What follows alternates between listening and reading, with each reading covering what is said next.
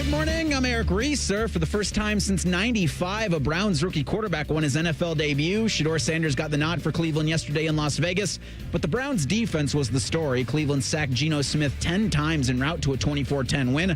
Myles Garrett had 3 of them. The Raiders fired offensive coordinator Chip Kelly after the loss. As for the Bengals, Cincinnati lost at home to New England 26-20. Bengals are 3-8 and will play Baltimore on Thursday night. Joe Burrow is expected to make his return on Thanksgiving. Week 12 wraps up tonight in San Francisco. The 49ers will host the Panthers at 8:15. And it's Michigan week for number 1 Ohio State. Buckeyes are 9.5-point favorites over the 18th-ranked Wolverines. Ryan Day will join Buckeye Roundtable tonight at 6:30. That's 1460 on the AM dial for that. This update is sponsored by Dr. Mark Levy. If you're snoring and not sleeping, call Mark Levy's office at 1-800-MORE-SLEEP. That's 1-800-MORE-SLEEP. Or visit him online at sleepbettercolumbus.com. Your morning just got more interesting. Distilled and barrel-picked for your listening pleasure. Bo Bishop, a local sports media legend. What William T. Sherman was to the Union Army, he is to Northern College football. A husband, a father, and middling youth sports coach. He's friends with Central Ohio sporting royalty.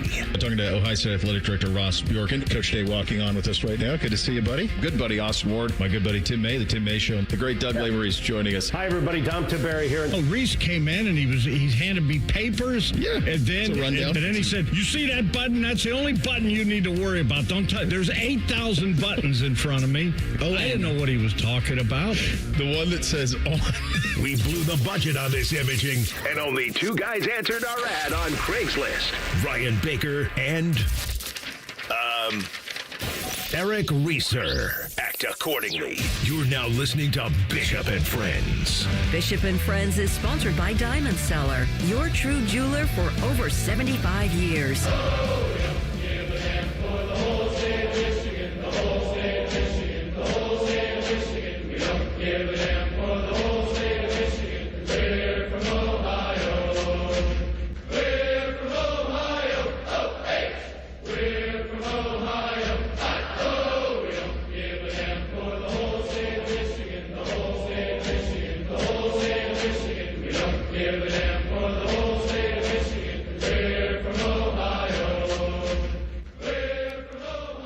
Let's do it live. Let's do it live. It's a Monday, kids. It's Michigan Week Monday. Bo and the boys with you for the next 3. If you don't get chills from that, I can't help you. There's something primal within each and every one of us, whether you are a Buckeye or a Wolverine, that when this week comes along, you get the chills. They've been doing this for 120 years. They have played 120 times. These two teams have played. They'll play for the 121st time on Saturday up in Ann Arbor.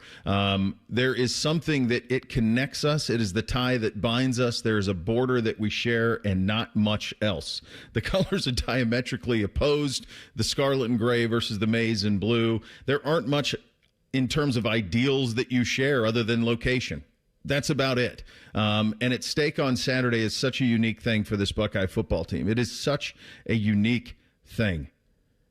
This Ohio State football program is the standard with which all other college football programs are currently judged. There isn't anybody in the sport that's done a better job of mixing the tradition with the modern era of the sport, with an NIL component, with a transfer portal diligence, a player retention that we've never seen before. You want to talk about 2 coordinators leave and you go and get 2 guys who are more than up to it. Every single button that Ryan Day pushes at Ohio State has been right, except for this one. This is the one that's hanging out there. It is such a weird spot. I suppose from a global sports world perspective, it would be, I mean, I've said this before, like Ohio State is Real Madrid. I suppose it would be if Real Madrid won La Liga, won the Champions League, won all of it, but lost to Barcelona the 2 times they played them. There would be something empty to it. Is it the same as it was in the 10-year war? No, probably not. I mean, if you read about Bo and Woody in that time, one of the common things, especially from the Ohio State perspective, was the obsession that Woody had with Michigan, to the point that even sometimes it hurt them when it came to postseason or national championship, because all that really mattered to him was beating Michigan. That's what mattered. You think about Earl going 5-4 in the game and what it meant to him. And I'll remember when I used to do the Coaches Show with Coach Bruce, this week he would always say on this edition of the Coaches Show, "You're nothing in this town if you don't beat Michigan. You hear me? Nothing." And it resonated. You got to walk the back alleys. Like that's what he would say. Now the sport has changed. There's a Big Ten championship game, and there's a national championship that Ohio State won last year, and perhaps the loss to Michigan was the catalyst to it. We'll never know. There's no question that after that loss, the version of Ohio State that we saw was the one that we had all hoped to see. This year, it's been a little bit different. It's been a slow burn to this week. The eyes of the college football world were on you in the opener against Texas. College game day, big noon, everything that came with it. And then we kind of went away. And we win and we cover and we win and we cover, and they take care of business week after week after week. And you get through this November slog of 30-plus point favorites every single time out. And most of the time it is so easy. But it was always about this. It's always been about this. If you go back to conversations that we had in July, we said what? We didn't talk about winning a national championship. God, whoever thought that? They were replacing 8 starters on defense alone. You didn't think they were just going to flip a switch and go track down another national title. They have far exceeded any expectation that anybody had for them. Far. Already. But the one thing we said in July was, it's time to beat Michigan. It is time to beat Michigan. And you're going to go up there on Saturday, and by God, they're going to be able to do it. And it's my hunch that much of what's happened here over the last month was all in preparation for this. They were playing Purdue, but they were playing winged helmets. They were playing UCLA, but they were seeing Navy. They were playing Rutgers, but they were hearing "Hail to the Victors" in their head the entire time that game was being played. This has all been building towards this. How do you manage it? How do you handle it? Think about coaching players who have achieved all that these players have achieved. There's not a watch list in college football that does not have multiple Buckeyes on it. Every kid who has contributed, who is back for at least a second season, non-freshman, has a national championship ring. But they don't have gold pants. And they'd like some. I think Sonny Styles would like some gold pants. And I think a lot of his teammates would too. And you can't cheat that part of it. There's only one way to get it. And you're going to have the opportunity to do it Saturday at noon in Ann Arbor. Handle your business. You do that, and now we're talking immortality. And it's heavy, but that's what you sign up for. You didn't come here not expecting this. This one's in the brochure, guys. And I can't wait to see how this week goes. We got a lot of special things planned for you this week on the show. I can't wait to get to Saturday at noon. I don't like turkey anyway. Skip it. Let's go. I can't wait to see toe to football, and away we go in Ann Arbor. I don't know what to expect. And that's what the last 4 years have kind of done. Because before that, you walked around 10 feet tall and bulletproof. Beat them every year. This has been different. I don't care what the spread is. I don't care who's in, who's out. This is a show-me state time for the Ohio State program. They don't get many of these, but they got one this week. January 21st, everybody woke up, or everybody, I guess, you didn't sleep much after Ohio State wins the national championship game, but you see Texas on the schedule to open the season, the 2025 season, and you go, yeah, but beat Michigan. Mm-hmm. Like, this has only been on the minds of Ohio State fans since they summited college football's mountaintop last year. Like, this was the only thing that really mattered this season. You kind of thought there'd be the slow, long plod to it. You didn't think it'd turn out like this. You thought maybe a Penn State would give you a little bit of juice. Mm-hmm. But to your point about the last 3, 4, 5, 6, 7, 8, 9 weeks, it's all been the build. Will this work against Michigan? Will that work against Michigan? Hey, we're going to throw our quarterback, and then we're going to pull our quarterback, and then we're going to have the Lincoln Keenholz package. Will that work against Michigan? Because nothing matters. Nothing matters if you don't beat this team on Saturday. And to your point about kind of just going through a lot of motions, Jeremiah Smith, Carnell Tate, I don't think there's anybody in Buckeye Nation that would expect those two to not see the field Saturday. Who knows? I am actually happy. I usually don't care what Michigan does throughout the season. I don't care if they lose every game usually. And I know people say, well, if they're better, that helps you. I don't care. I want to see them lose every game. But I'm actually happy that especially down the stretch here, Michigan has acted accordingly. Because there is a little bit of pressure on them in this game. Mm-hmm. If they did not have a shot at getting in the Big Ten championship and a shot at playing in the playoffs, they would have absolutely nothing to lose in this game. This would be their season. But they do have a little bit of pressure on them. And I like that because it seems like, especially from our perspective being here, that the pressure has been on Ohio State and Ryan Day ever since they won that national championship. And you can say, well, that national championship took a lot of pressure off of him, but all of that pressure comes right back if they don't act like they have all season long and do what they're supposed to do and go in and take care of business and beat a team that is inferior to them. All of it comes right back. All of it. And we can all say, well, no, maybe not. And for some people, maybe it's okay because the national championship is still obtainable. And if you do win back-to-back, regardless of what happens this Saturday, this is different, though. And in this town, it's different. And you don't have to win this game, but you have to win this game. And I think everybody understands, and that makes sense, even though when you say it, it makes no sense. Think of the recent history that this program's accomplished. The first 4-team college football playoff, champion. Mm-hmm. First 12-team college football playoff, champion. A 7-0 run by one of your head coaches against Michigan. And yet this streak, dating back to 2019, where you haven't beaten Michigan, is the most pressure anybody's ever faced in that building. Yeah, and there's this crazy stuff with it, right? Like they bailed in 2020 because of COVID, as if they couldn't field a team, and they bailed in 2020, which, by the way, guys, had you won that one, that would have been your 9th straight, which would have tied their record for the most consecutive wins in the series. And then you have Stallions and all of the stuff that comes with all of that. But that's what makes this thing so, that's why it's been such a bitter pill, and that's what makes this rivalry so great. I mean, it's a great story. In the HBO documentary, which you haven't seen, I can't not possibly recommend it more highly enough. The boys and I will watch it on Friday. We always do. Where Woody Hayes is serving dinner in Ann Arbor. And Archie tells this story about how the waitresses are a little too good looking for Woody. And Woody sent the waitresses out. Sent them out. Saying, Bo sent him in there to infiltrate our dinner. And I won't be having any of that.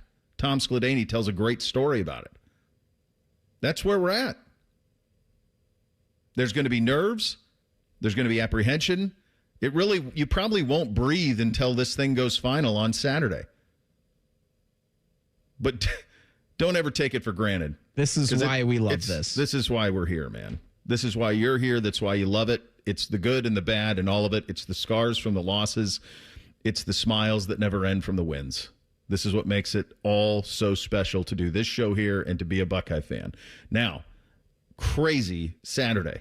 They covered, but it was a weird one. We will get to that because I think, quite honestly, it needs a little bit of a chat. We'll get to that coming up next. Austin Ward in 16 minutes. We're off and running on a Michigan Week Monday edition. Bishop and Friends right here on The Fan. If you consider yourself a Buckeye fan, you've come to the right place. This is your heritage sports talker and home of Ohio State athletics. The Fan, Ohio sports destination. Hey, Bobby Carpenter here. After retiring from professional football, I never expected that me, Bobby, I'd have low testosterone.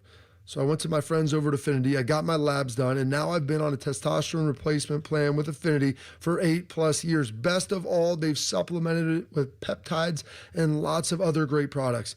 Learn why me and thousands of men trust the experts at Affinity to feel their best. Get more energy, better workouts, feel like yourself again. And do not waste another day. Get started at feelgreatcolumbus.com today. He opens his toolbox before he opens his wallet and believes you can fix anything with 20 minutes and some pride. He's Mr. DIY. Then when he needs metal, he goes to Metal Supermarkets. Artists, hobbyists, machine shops, maintenance professionals, and welders all count on Metal Supermarkets for over 8,000 metal products, shapes, and grades. If it's metal, they've got it or can get it for you. Cut to any size and ready fast. Visit the family-owned franchise on North Wilson Road or Columbus at metalsupermarkets.com. At Baths R Us, we believe home improvement is life improvement, and that starts with the team who brings your vision to life. Our installers aren't just skilled, they're experts. This is who we are. This is what we do all day, every day. Right now, get $1,500 off a shower or tub replacement or $3,000 off a full bathroom remodel. Plus, low to no monthly payments. Call 380-225-BATH to schedule your free estimate or go to bathsrus.com. 380-225-2284. Baths R Us, where dreams soak in. James Laurinaitis here for my guys at Green & Sons, the premier Kubota dealership in Central Ohio. Green & Sons has all the Kubotas you need to tackle your land and come out a winner. They have zero-turns, skid steers, tractors from 18 to 171 horsepower, and also utility vehicles. My favorite is my RTV Sidekick. The best thing about Green & Sons is they've been family-owned and operated since 1970, and you will love dealing with the Green family and their winning team. Do what I did and check out Green & Sons located in Mount Sterling and Marysville, or online at greenandsons.com for all your Kubota needs. Away game this week, but that just means you can make the ESPN Bet Sportsbook at Hollywood Casino Columbus your home for Saturday football. Join the fan for the tailgate show and then party with us with the ultimate watch party. We have football contests with amazing prizes. There's wall-to-wall screens, ticket and memorabilia giveaways, and unbeatable game day food. Can't wait to see you at the ESPN Bet Sportsbook on Saturday. Must be 21 or older to enter. Gambling problem? Call 1-800-GAMBLER. Hi, I'm Dr. John Runyon from Runyon Dental Group. Are you missing teeth or do you have uncomfortable dentures? Dental implants can not only transform your smile, they can restore your confidence and allow you to eat those foods you love that you've been missing. When I was in my early 30s, I was in a similar situation needing complex dental work and dental implants. I understand all the emotions that you're feeling because I've been the patient and I know that we can help you. Schedule a free consultation today at runyondentalgroup.com. That's runyondentalgroup.com. Can't get enough of your favorite fan content? Good news, we're on all the digitals. Follow 971 The Fan on X, Facebook, YouTube, The Talk, and Gram. Your digital home for endless shenanigans. The Fan. Hi, the Scott Antique Markets are back again at the Ohio Expo Center, featuring hundreds of vendors with collectibles and merchandise from all over the world. The market is one weekend monthly, November through March. Build your family heirlooms. You can find everything that gets old. Just take I-71 to exit 111 to enjoy America's favorite treasure hunt. Visit thescottantiquemarket.com for more information. Come join us at the Ohio Expo Center for the Scott Antique Markets. It's huge. It's the Scott Antique Markets this weekend. Hello, it's John Kozik, founder and president of TurboTrack Realty, and I buy real estate as is fast for cash. Give us a call today for an all-cash offer at 614-470-2000, 614-470-2000. I buy vacant properties, inherited homes, divorce situations, death in the family. I even buy my tenants won't pay me the rent houses. Give us a call today for an all-cash offer at 614-470-2000, 614-470-2000. Fan weather. From the Logan AC and Heat Services Weather Center. We're looking at a mix of clouds and sunshine here for your Monday with highs into the mid to upper 50s here for this afternoon. Winds fairly light at about 5 to 10 miles per hour. Heading into tonight, we're tracking more clouds and eventually some rain arriving after midnight, which will continue into the day on Tuesday. Highs are in the upper 50s here on your Tuesday. And that's a look at your 10 weather impact forecast. I'm meteorologist Aaron White here on 97.1 The Fan. It's Reaction Monday, where our highly trained experts talk football. Sponsored by the Roofing Guys. Your home for reaction and overreaction. The Fan. What's up? What's up, man? What's up with you? Sponsored by Newman Roofing. For all your roofing, gutter, or siding needs, call Newman Roofing today at 614-NEW-ROOF or visit online at newmanroofing.com. All right, here's what's up on a Reaction Monday edition of the program. Just some breaking news. I see Pete Thamel, ESPN, reporting that the OHSAA has approved NIL for high school athletes in the state of Ohio. Ohio was one of 6 states that did not have it, so that will change effective, I would think, immediately on that side of things. The probably bigger, we can explore this a little bit coming up at 11:20, but I think you're going to see some pretty seismic shifting in the sport where the private schools are, as if they weren't already. I think you're going to see an even bigger shift towards that. Go ahead, Reese. Well, I just think it's one of those situations where long time coming, but also the haves just get richer, if that makes sense to say. I don't know how it's all above board. Yeah, I don't know how you it's been going on for a long time, and it's part of it. You've always heard whispers of, dad gets a job as a principal in a school, or dad gets a job in a certain town so little Timmy can play quarterback, those type of things. It's been going on for a long time. But now what you're going to have is at the private schools especially, and with schools with open enrollment, you're going to have a much easier path towards that. So it's going to be, if you're, especially, Cincinnati, Cleveland, if you're in those areas, and I think you'll even see it a little bit here. I think you'll see the private schools really amp up here in a big way, as if they're not already. Watterson's hasn't lost in a while, but I think you'll see that, where you'll start to see a lot of pay-for-play stuff at the private schools around here, too. Time for UA to shine, allegedly. Time to really get after it, yeah. So there you go on that side of things. This was a weird senior day at Ohio Stadium Saturday. And, Reese, you said on Monday, we're not going to talk about it at all. It probably deserves a little bit of a examination from the standpoint of, it's got to be so weird to coach in a game where you have no threat of loss. None. I would think you would try to build momentum towards the game this week, but also, very clearly the attitude was kind of like, let's just get this over with. It's kind of what it felt like. It was like if you played one of the video games, like the college football or Madden, and you're like, yeah, I'm just going to play defense, or I'm just going to play offense. Let's just get this done in 20 minutes. Let's have a running clock. Now, you can't do that because the Fox breaks, they have 1,000 breaks, and every break is 7 minutes long. So those really weigh on you on a noon kick. The only thing there's so many things that I had questions about. I had questions about the receivers who didn't play. Not just 4 and 17, I kind of figured those two wouldn't play, but the other receivers who didn't play. Basically, it seemed as if that there was one pass catcher that Julian trusted to be where he was supposed to be when he was supposed to be there, and that was Max Clare, and that was kind of it. They ran it a lot, obviously, but it was kind of let's just get through it. And then even at quarterback, they did some crazy things. On a random second down, they brought in Lincoln to throw it. I don't know if it was putting stuff on tape for Michigan. I don't know what it was, but it was just an odd game. They end up covering, of course, by a half point, because everybody covers by a half point. I think I almost nailed it exactly. I think I said 42-10, and it ended up 42-9. What did you make watching this game, where you have no threat of loss, kind of a different approach? I've never seen Ryan do that at quarterback, where he was bringing in Lincoln just randomly. I thought they kept Julian in longer than he needed to be, so that one surprised me a little bit too. What did you guys make of it? I think for the quarterback thing, it shows why, or at least it shows why there was such a quarterback competition, because they love Lincoln so much and the different things he can bring. But Lincoln on the field shows you why Julian won the job, and obviously Julian being great.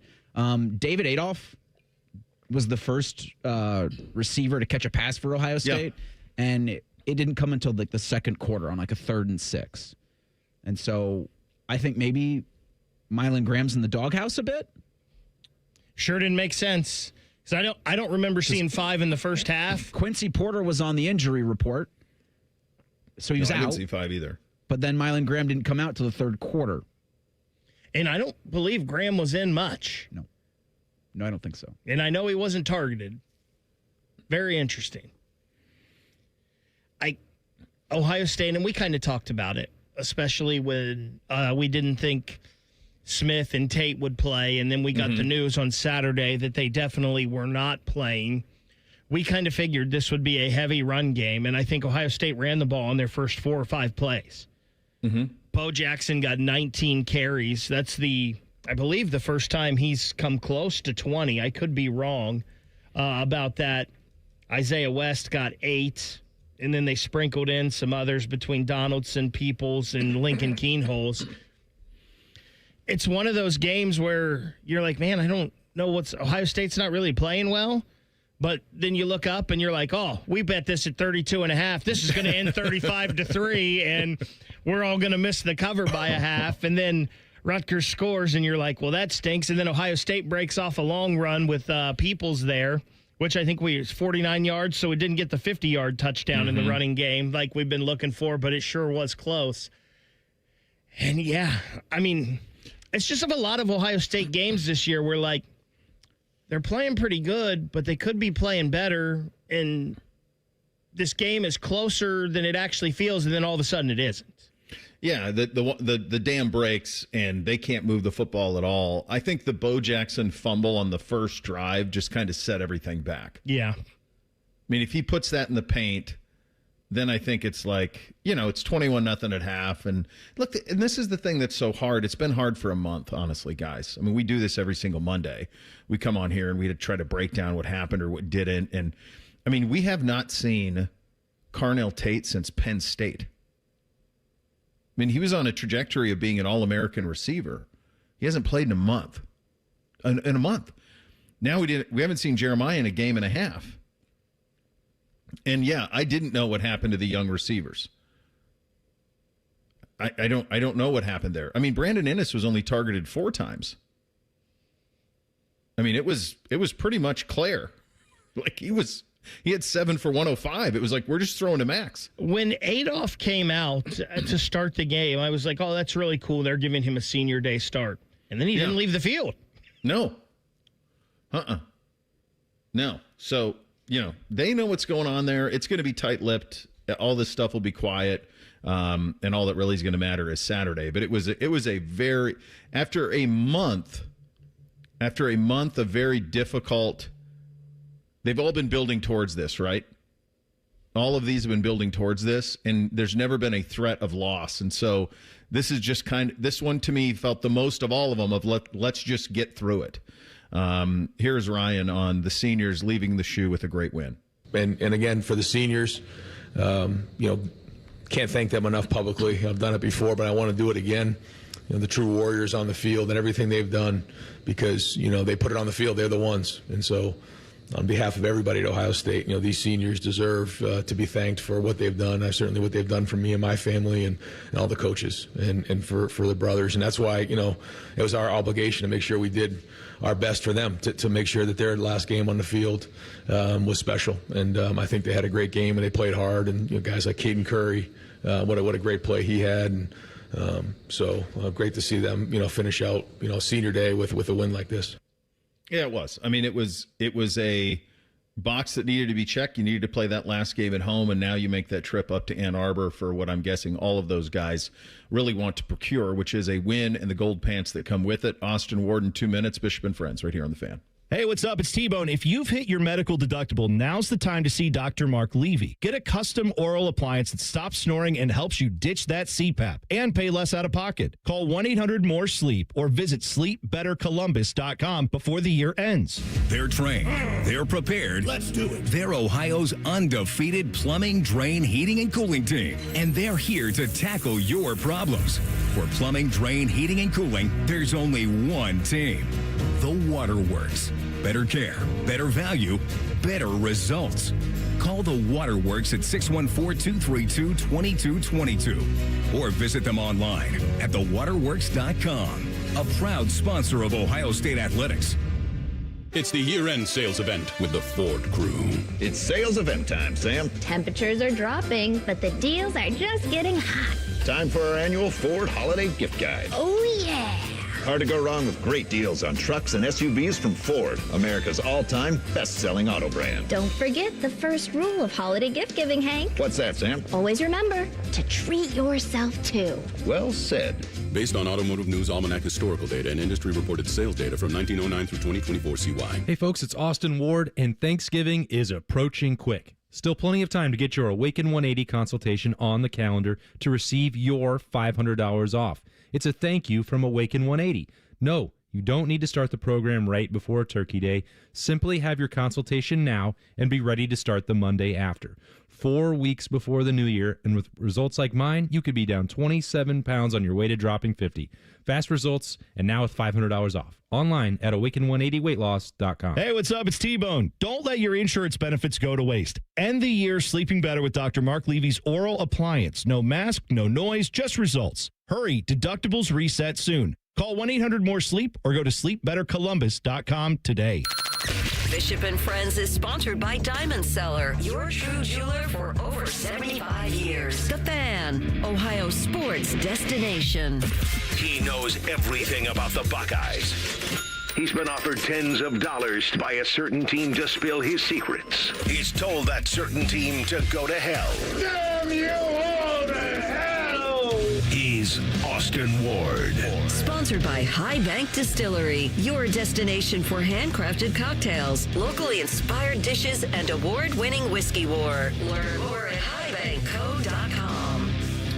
Well, buddy, at long last, here we are. No more 30-point spreads, although this one is 9.5. It feels like we've been waiting for this since Texas, I suppose, since Penn State fell off. What did you make of the Buckeyes post-game Rutgers? What did you make kind of the way that they built to this week? I think it's really impressive, Bo, because, and you just look at the record and say, well, they must be handling their business. It's not like they have any of these games that we've talked about and those large point spreads. Complacency could have crept in at any time. And I think there was one quarter on the road against Illinois where Ohio State took its foot off the gas and lost focus. And that's not happened since then. And that's not easy to do in college football when you're dealing with, coaches say this a lot, with 18, 19, 20-year-olds. Like you're going to get distracted at times. That's human nature. That has not really happened to this team. And it would have been very tempting to take Purdue, UCLA, Rutgers, anybody for granted and, just start looking ahead to the game and looking, they basically clinched a playoff spot for several weeks and getting ready for the postseason and all of that. But they really didn't do that.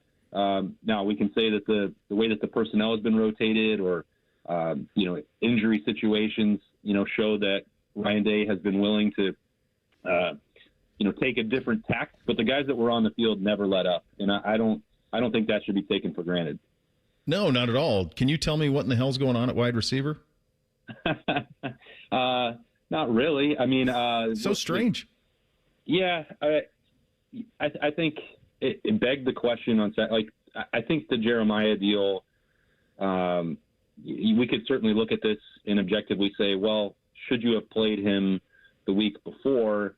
I saw Jeremiah limping into the stadium against UCLA, and he was questionable for that game. Mm-hmm. I thought, well, Berm and I both said it on the pregame keys on 97.1 The Fan right here that we didn't think he was going to play or nor should he play against that caliber of opponents. And the people that I talked to last week were adamant that he didn't make it worse.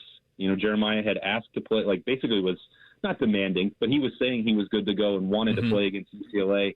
I still don't believe that he did make it worse in that game. I can understand the question, like, should you have taken that chance? But the Buckeyes didn't feel like they did, and they didn't need him to beat Rutgers. So they did take that more conservative approach with him on Saturday. I don't believe that his status, honestly, no one I've talked to has suggested that he's in any way in jeopardy of missing Saturday in the Big House. With Parnell, I just think it's less clear with, some of these muscle injuries. There had been people that told me, and I said this to you last Monday, Bo, that Carnell, as he'd gone through the preparations for Purdue, that he could be back against UCLA, he could be back the following week against Rutgers, and neither of those things have happened. And I don't think that that's a sign of something more serious or a season-ending injury. I think that with those particular situations, you want to be 100% certain everybody involved, Carnell, training staff, coaching staff, agents, like everyone is going to be involved in that decision. And there is no, guaranteed rehabilitation time to be at full strength for that. And everyone's going to be different and the severity is going to be different. So I can't sit here and say, and I don't think anyone can say at Ohio State that he's definitely going to play Carnell against Michigan, and I can't say that for Jeremiah either. But I know that the severity of the injury he's been dealing with was less than Carnell, and I feel much more comfortable saying that Jeremiah will play, and I simply don't know for Carnell. We're going to have to wait to see until closer to Saturday. Yeah, that's what I'm hearing. Very similar. Beyond that, though, even the young guys. Yeah, no, I think that was a little bit of a mess on Saturday, right? And I think that because I came into that thinking on Saturday, well, these are going to be key reps for Bryson Rogers to be an opportunity for Mylan Graham.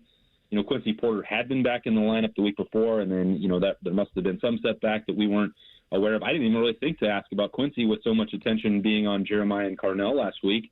So shame on me for that. But when you go out there and you play with a walk-on, former walk-on, I guess I don't know if David Adolph earned that scholarship or not, but at any rate, guys like Bryson and Mylan who are so highly touted as recruits, and you start that game with David Adolph, and then you see the passing attack drop off as severely as it did. Now, I don't know if that was the most aggressive game plan that Ohio State could cook up. In fact, I'm certain that it wasn't. No. Yeah. There were opportunities to throw it down the field where that didn't just happen. And Julian had some chances that I think he may have missed, and we'll talk about that in the days ahead as well. But when somebody misses the first half entirely, like Mylan Graham did, and then gets to go out in the second half, that makes me think that it's a different situation than an injury or just practice habits. But it'd be reckless of me to speculate beyond that. But all of it added up to a very weird performance. Is it one that I think carries over all that much to Saturday? Probably not, especially if Jeremiah is back. But it was, especially in the first half, I would just say, Bo, confusing to watch. Mm-hmm. Same. Yeah. Okay. Well, if you're confused, then I feel better for being confused myself, because I'm going, well, I don't know what is going on here. I did not have it on my bingo card that was the way that the passing tree was going to look on Saturday. And that was acknowledging that 4 and 17 were not going to play, or very likely were not going to play. This is such a unique spot. Ohio State is the standard with which all other college football programs are measured. They just won the national title. They're chasing immortality, back-to-back national champions. All of these things are at stake. And then there's this thing this week. And it's 121 times by the time we play it on Saturday. What do you make of this week, and what do you hope to see this week leading into Saturday to give you confidence? Yeah, I think that the way Ryan Day is talking about this game and treating the game this week is different. And if we spent 3-4 years psychoanalyzing, is he trying too hard to prove a point? Does he want to send a message about toughness? Is he getting into his own head, getting into his own way? He's got to adjust. I don't know, and I think that he has. And it's not that he is trying in any way to minimize the importance of the rivalry, because he's not, and that will never happen. But this week, he moved. We already talked about this during that second off week, where he moved the band coming into practice to earlier in the year. So that's a potential distraction, or a break from the normal routine was changed. Tomorrow and Wednesday, there's availability both days. That's the way they've done it for every game throughout the regular season. So that's another example of just treating this routine as the routine and not breaking it, and trying to maybe unnecessarily ramp up the emotions or the intensity and the stress of this week, because there's enough of it all on its own. So I think, that might seem like a trivial thing. Oh, they're going to do a lightning round on Wednesday, or have the, captains available to talk on Wednesday. That's not a big deal. Maybe it's not, but it'll feel comforting to them, because that's what they've done every single week throughout this year. And I think that there's a lot of those sort of small things that have been tweaked that are not just about, let's try this a week beforehand. They've been planning this out. When you move the band in that day, there's a lot of moving pieces that have to go into scheduling that. This has been an 11-month process to get ready for it. So they are still treating it very seriously, while trying to make sure that you don't take it too seriously. It's a very fine line. But I think if Ryan goes out on Tuesday, and you and I will be, certainly locked into everything that he says and parsing that, as we always do. But if it turns into the 2 or 3 word Ryan Day answers, then I might be concerned because some of that intensity has been overblown, I think, on his part, and it's out of character for him to do that. So what do I need to hear? I'm not sure that I have the answer. I feel like they've laid all the foundation to be ready for Saturday already, and they've put in the process and protocol to be successful. So unless something dramatic happens on the injury front, I feel like all the bases have truly already been covered. Yeah, it's interesting because I feel like it's, you can make all these changes, and various coaches have done different things. I mean, they used to do the press conferences all on Monday at noon in Ann Arbor or down here. Everyone was at noon. Yep. They would go at the same time, and you move this, you move that. What I think what everybody wants is if this team plays to who they are, they play defense that way, and they play offense the way they played offense every weekend except the last one where it was obviously had their kind of hands tied behind their back at the wide receiver position. They're going to be fine. Like that's what we want to see. That's what you want to see at noon. What do you expect to see at noon on Saturday?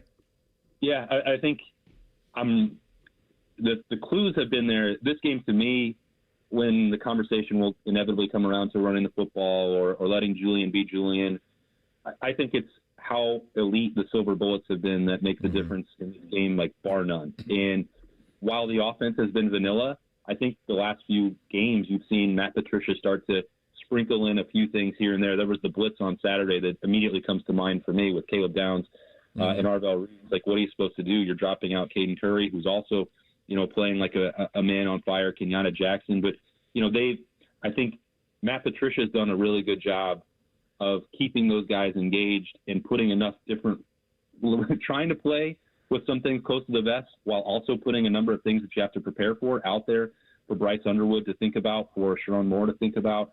And the defense was absolutely good enough to win the game last year. We all know that. And they're 2 missed field goals away, from winning that game. But this is the one that can validate a truly historic season, like, a regular season at least, maybe the best that we've ever seen. They're 4 points per game better than anyone else in the country. They're the only defense holding opponents to under 10 points a game, and they're well under that. It's, I think, 75 total points. Like, it's crazy what they've accomplished. But they also want a challenge like this. Caleb Downs wants to be pushed. Arvell Reese wants to show what he can do, and that's what I think is going to happen. I think it's going to be really aggressive from Matt Patricia, and it may be a situation where the Buckeyes don't have to do a ton offensively. And I know that there are going to be people saying, well, he should do it anyway. Brian Hartline, they should run it up. They should win by 50. The defense puts Ohio State in position to dominate this game. That's what I think will happen. All right, buddy. Enjoy the week. This is why we do this, right? It's what we get. It's what we do it for. I can't wait. It's going to be awesome. All right, pal. Talk to you soon. Talk to you Monday, hopefully on a Victory Monday. That'd be great. See you, Bo. Have a great Thanksgiving. You too, pal. There he goes. Austin Ward, The Beat with Austin Berman, the Roosters live show on YouTube right here at 97.1 The Fan. Coming up next, not just this one, college football this weekend, so much at stake. So much at stake. An early look after a kind of blah weekend for one that's going to have every single I dotted and T crossed. Bishop and Friends right here on The Fan. We used to have a billboard with our host's face on it, but only ugly people work here now. You mama say you ugly, hey! The Fan, Ohio's sports destination. Dormar, you're pilot hero. It's Happy Honda Days and Black Friday savings together at Germain Honda of Dublin. Strike now because through December 1st, get 0% APR up to 60 months on new Hondas. And you're even going to get 90 days until your first payment on both new and used vehicles. Rich has hundreds of vehicles in stock. The selection has never been better. Germain Honda of Dublin on Sawmill Road just south of 270. In-stock units only, not valid on prior sales. With approved credit, must qualify through primary lender. See dealer for details. You don't have to wait for Black Friday for good deals at Columbus Car Audio and Accessories. Save on remote starters, window tint, and all things car audio. Dash cams, Apple CarPlay, and more. Columbus Car Audio and Accessories Black Friday sale. Going on now. Morse Road, Main Street in Reynoldsburg, or columbuscaraudio.com. Hi, I'm Dr. John Runyon from Runyon Dental Group. Are you missing teeth or do you have uncomfortable dentures? Dental implants can not only transform your smile, they can restore your confidence and allow you to eat those foods you love that you've been missing. When I was in my early 30s, I was in a similar situation needing complex dental work and dental implants. I understand all the emotions that you're feeling because I've been the patient, and I know that we can help you. Schedule a free consultation today at runyondentalgroup.com. That's runyondentalgroup.com. Welcome to Tire Discounters. Oh, hiya, Phantom. Mike, is it true? What's that? Tire Discounters is offering up to $200 off sets of Goodyear tires? Absolutely. Plus free alignment and a full synthetic oil change? You got it. I'm not one to exaggerate, but that may be the best deal in the history of the world. But free would be better. Mike, don't toy with me. Through the holidays, every day we're open, someone will get their money back on 4 tires. But I... Just breathe, Phantom. Breathe. No purchase necessary. Ends 12/31/25. Visit website for details. Thanksgiving is a time to come together, eat together, and share together. And Meijer is making it easier than ever to share more good. Now through November 29th, when you buy Meijer brand Fredericks by Meijer, Purple Cow, or True Goodness Foods, our Simply Give program will provide a meal to help feed up to 4 million neighbors in need. It's the simple way to put the giving and Thanksgiving together. Exclusions apply. See Meijer.com for details. One meal equals 25 cents based on an average meal cost from select Meijer food pantry partners. Learn more at Meijer.com/aboutmeijer/community.html. Dormar, your planet hero. When your furnace or air conditioner is broke, we come out that same day. Dormar, home the Tin Man. I have a special announcement.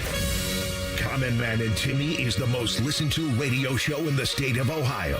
Coming in at number 2, Common Sense. You should listen anyway. Weekdays from 3 to 6. The Fan. Give the gift everyone wants. Fun in your own game room. Billiards Plus has gifts for everyone. Pool tables, shuffleboard tables, card tables, grills, and more. With professional delivery and installation, you'll beat the last-minute scramble. Reserve yours now. Billiards Plus on Dublin Center Drive in Dublin. Away game this week, but that just means you can make the ESPN Bet Sportsbook at Hollywood Casino Columbus your home for Saturday football. Join the Fan for the tailgate show and then party with us with the ultimate watch party. We have football contests with amazing prizes. There's wall-to-wall screens, ticket and memorabilia giveaways, and unbeatable game day food. Can't wait to see you at the ESPN Bet Sportsbook on Saturday. Must be 21 or older to enter. Gambling problem? Call 1-800-GAMBLER. Make your list, check it twice, and shop smart this holiday season. Open a Visa at Kemba Financial Credit Union and add some jingle to your wallet with $150 cash back after your first $1,500 spent within 90 days. Apply at Kemba.org. Restrictions apply. Offer ends 12/31/25.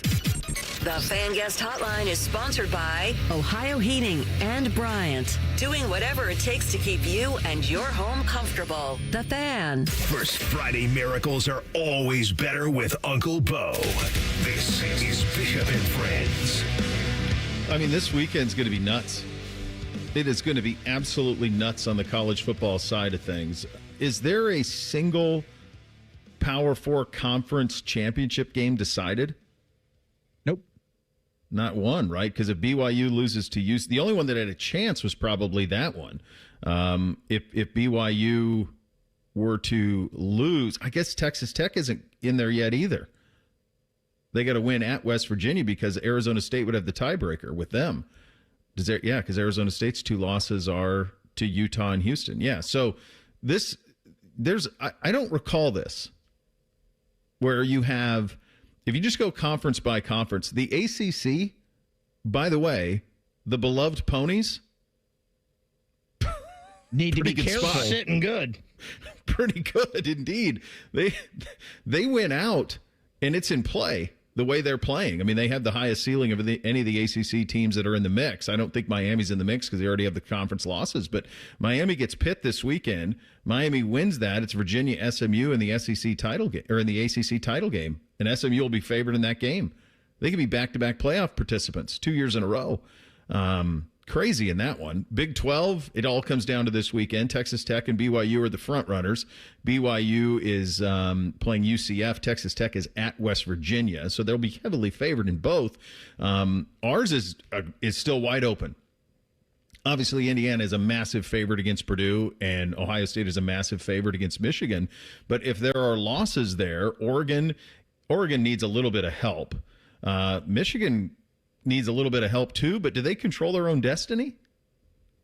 If they win, yeah. What about Oregon though? Like, would they have tiebreakers over Oregon? I think they need to win and have Oregon lose to Washington. Which is in play. I mean, Washington's a pretty good team. Is that game between Washington and Oregon? It's at Washington. Washington is significantly better at home than they are on the road. So the Big Ten is still wide open in this thing. The Southeastern Conference is wide open too. Right now, it looks like a Texas A&M Alabama is where we're headed, but the Alabama Crimson Tide, of course, play Auburn. Now they're heavily favored. Auburn's 1-6 in the league, but it's an Iron Bowl. It's a rivalry game. You never know. Georgia is sitting there at 7-1. They get Georgia Tech this weekend, who lost last weekend to Pitt. Texas A&M plays Texas. And I know, Bake, you've been calling for that. Texas A&M, I don't think's beat Texas since 2010. It's been that long. It's in Austin is where that game is played. So that thing is wide open. The SEC, of course, trying to make sure that they get their 5 teams in, and it does seem relatively certain that they will. You have this crazy stuff with Lane Kiffin at Ole Miss, where there are people that I've talked to on both sides at Florida and at LSU who believe he's being hired there. They both believe it. Now, the athletic director at Ole Miss says he's going to tell us after the Egg Bowl. You televise that decision, right? In the state of Mississippi, you televise it absolutely. Yes. You could put it up like pay-per-view. And that decision, I'm just looking at some of the games for like Friday night. Yeah. A&M obviously in Texas, Indiana, Purdue, Georgia Tech's the 3:30 Black Friday. But like that Lane Kiffin decision might do more eyeballs than Georgia Tech. It's going to be a massive one. And there's reports of a $90 million deal from LSU that's being bandied about there. You also had Florida State basically said, yeah, we can't afford that buyout. We're going to run back Mike Norvell for one more year on that. After he went winless last year in the ACC, and I think this year he's got 2 ACC wins for a program that finished in the top 4 in the country for 15 years in a row. That's probably not quite the standard, as they said, at 2-6 with Florida this weekend. It's just massive chaos. I'm glad you reminded everybody, Reese, on this, because it's going to be kind of a weird week, because you're going to have you have the Thanksgiving holiday, of course, in the middle of it, and then you have all of the NFL that's in play too. And I know that there's obviously NFL's on Thursday, but there's also, I think, NFL on Friday too. Is there not? Isn't there a Black Friday game with the NFL? Yeah, I want to say the Eagles play. Okay. Yeah, so like your Friday slate, the Egg Bowl's at noon Friday. I think that thing needs to be at night. It's in Starkville, so you're going to get all that comes with that. So that's your noon game there. Georgia Tech, as you mentioned, and I was unaware that Indiana Purdue moved to Black Friday too for the NBC Peacock experience there, and then Texas A&M Texas Friday night that's a massive game. Yeah, it'll be Eagles Bears 3:00 on Friday, an Amazon Prime exclusive. Okay. Yeah, so that's where you go on that. I don't recall, guys, all the years I've been doing this, I was telling my wife, this is my 19th season. This is my 19th season covering Ohio State football. I do not recall ever going into a championship weekend with this much ambiguity in every conference, where nothing is clinched. There is not a single berth in a championship game that has been clinched for anybody in the ACC, the Big Ten, the Big 12, or the SEC. Not one. And of all of them, I think Georgia's sitting in the best spot. Oh, dude. Wouldn't it kill to be them? They don't have to win. Mm-mm. They don't really have to do anything. Oh, they're rooting for A&M, and they're rooting for Bama. Yeah. They're going to sit there. They're going to go to 12. They're going to go to 11-1 with as talented a roster as anybody. Yeah, they're going to beat Georgia Tech. Georgia Tech got punched in the mouth this past weekend by Pitt. So they're going to beat Georgia Tech. They're going to sit there at 11-1. They're going to let Bama and A&M play for whatever.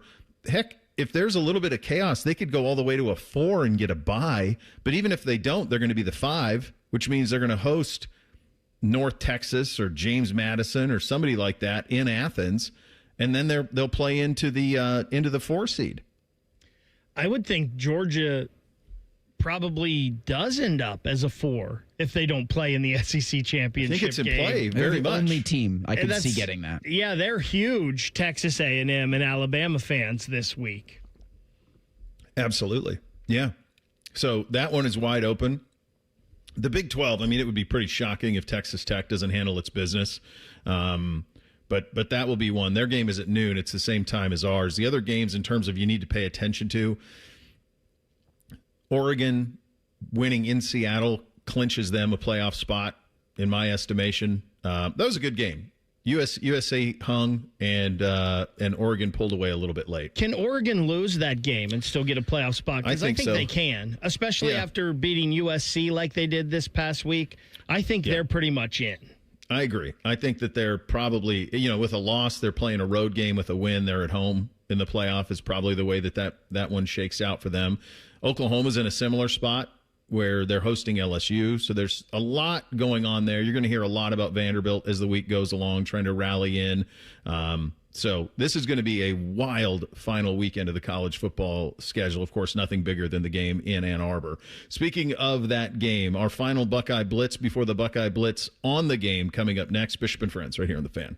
Drop what you're doing unless you're doing nothing, then keep doing that. It's Rivalry Week. Sponsored by your Central Ohio Toyota dealers. Go Bucks, beat Michigan.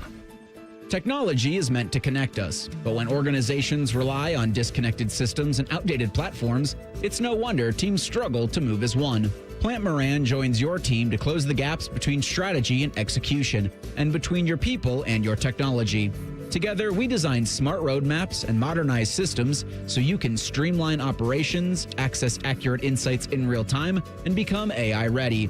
Plant Moran, your goals and tech strategy in sync. Skyline's Mac and Cheese 3-Way is back. This time with white cheddar cheese and creamy cavatappi pasta. Try a Mac and Cheese 3-Way with Skyline's original chili or their new chicken chili at participating Skyline locations for a limited time. 'Tis the season to be hungry at Roosters. That's why for every $50 spent on Roosters gift cards, you'll receive a $10 Rooster Buck back in your stocking. May your holidays be filled with friends and family, love and laughter, and of course, Roosters Wings. Go to roosterswings.com today or drop by any Roosters location to purchase your $50 holiday gift cards and receive a $10 Rooster Buck in return. Happy holidays from all of us at Roosters. Roosters, a fun, casual joint. Hey, what's up? It's T-Bone. It's cold out there, and if you spent all last winter thinking that it was time to replace your windows, but you didn't want to spend the money or have your windows done in the middle of the winter, well, it's good you waited. Now, during Window Nation's end-of-year sale this November, you could save big on your windows. You'll save 50% off all window styles, plus you could get 0% interest financing for 5 years. Window Nation's proven quality windows are so good, you'll actually save money on lower utility bills every month, and they're backed with a lifetime warranty. Window Nation even has an A-plus rating from the Better Business Bureau and over 45,000 five-star customer reviews. And did I mention you could celebrate your newly upgraded home with a chance to get tickets to an upcoming Ohio State game? Don't wait to put an end to your window problems. Window Nation's end-of-year sale is your chance to save big with 50% off all window styles, plus 0% financing for 5 years. Window Nation, a proud sponsor of Ohio State Athletics. Hurry, the sale ends soon, so visit windownation.com today to get started. Once again, that's windownation.com. In Columbus, how you roll up on game day matters. And with Polestar are redefining the driving experience. The Polestar 3 isn't just an electric SUV. It's an SUV that drives like a sports car. Precise, powerful, silent enough to hear the crowd before you see the stadium. Drive it today at Polestar Columbus or visit polestarcolumbus.com for a test drive and to learn about our competitive lease offers.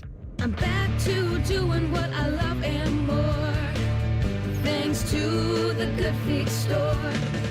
Visit the Good Feet store on Polaris Parkway near the Polaris Mall or on Stringtown Road in Grove City. Walk-ins are always welcome. Feeling stuck on your own 10-yard line in the career game? Maybe it's time to just go for IT. My Computer Career has the game plan to score a rewarding new IT career in months. Whether you're a rookie, a breakout career changer, or a military veteran ready to serve. Why spend years chasing a college degree when you can fast-track your future in IT starting now? Take your mark, get set, go for IT. Take the free career evaluation at mycomputercareer.edu today. Financial aid is available to those who qualify, including VA benefits. This holiday, give a gift that changes everything. Hi, it's Alex Johnson from the Diamond Cellar. Our family's helped couples celebrate love for over 78 years. From timeless solitaires to custom designs that reflect your unique story, our in-house jewelers ensure every detail shines. And with our guaranteed best price, you can shop with confidence, knowing your forever piece is as exceptional as your love. This holiday, make her wish come true with the Diamond Seller ring, because the only thing better than unwrapping a little blue box is saying yes to forever. Looking to launch a career in the skilled trades but don't know where to begin? Part-time service in the Ohio Army National Guard can help. You can kickstart your career by enlisting in one of our many trades-based jobs. Get paid to learn these skills and gain on-the-job training when you report to your unit 1 weekend a month or 2 weeks in the summer. To learn how the Guard can pay for your civilian trade certification, visit nationalguard.com/OH. Sponsored by the Ohio Army National Guard in coordination with the Ohio Association of Broadcasters and this station. All the folks at Buckeye, night or day. Hi, this is Max with Buckeye Heating, Cooling, and Plumbing. Winter will be here before you know it, and that means it's time to get your heating and plumbing systems maintained. Our True Comfort membership is designed to keep things in tip-top shape. Thank you for letting us keep your home comfortable and plumbing worry-free. And when you need us, call 614-683-9911. Call the folks at Buckeye, night or day. Broadcasting from the Lindsay Honda Studios. Honda makes the cars. Lindsay makes the difference. Visit lindsayhonda.com. WBNS-FM, HD1 Columbus. Good morning. I'm Eric Reeser. The 121st edition of The Game is Saturday in Ann Arbor. Number 1 Ohio State's a 9.5-point favorite, but the 18th-ranked Wolverines have won the last 4 in the series. Ohio State's Ryan Day will join Buckeye Roundtable tonight around 6:30. You can hear Coach Day over on The Fan, too. That's 1460 on the AM dial, as well as Blue Jackets hockey on The Fan Monday night. Jackets are in Washington to take on the Capitals. A 7 p.m. face-off means 6:30 pregame coverage. CBJ are back at Nationwide Wednesday against the Maple Leafs. In the NFL tonight, the 49ers host the Panthers at 8:15. An NFL triple-header on Thanksgiving has Joe Burrow and the Bengals playing at the Ravens. And ESPN says the Ohio High School Athletic Association has voted to allow name, image, and likeness at the high school level. This update is sponsored by Dr. Mark Levy. If you're snoring and not sleeping, call Mark Levy's office at 1-800-MORE-SLEEP. That's 1-800-MORE-SLEEP. Or visit him online at sleepbettercolumbus.com. If you say something with enough confidence, it must be true. You're listening to Bishop and Friends. All right, second hour here on a Reaction Monday edition of the program. We moved it up an hour. We got Bill Bender coming up at 11. Time to blitz the Buckeyes. Hit it, fellas. Bishop and Friends present Buckeye Blitz. Sponsored by your Central Ohio Toyota dealers. Visit Toyota.com. Toyota, let's go places. All right, we do this well. What do we do well, Bake? Run the football. And I know not everybody thought that was the case all year long.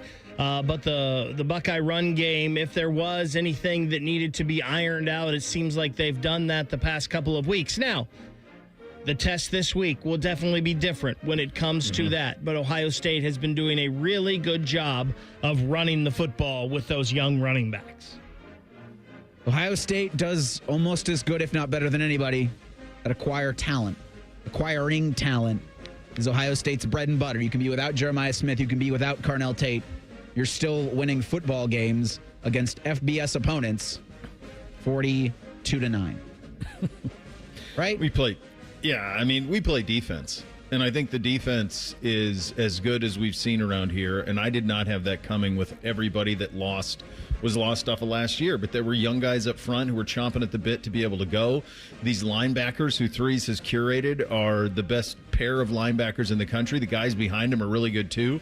Caleb Downs on the back end, the corners. It's a total complete defense, and Matt Patricia's a wizard, and he puts them in position every single week to just suffocate people. And there's just nothing there for you to do. Historically, the way that this is set up, if the next 2 weeks they continue on this path, this is going to be one of the best defenses in the history of college football. I mean, that's kind of on the track that they're on right now. Won't beat Michigan if we continue to do what, Bake? Gimmicks.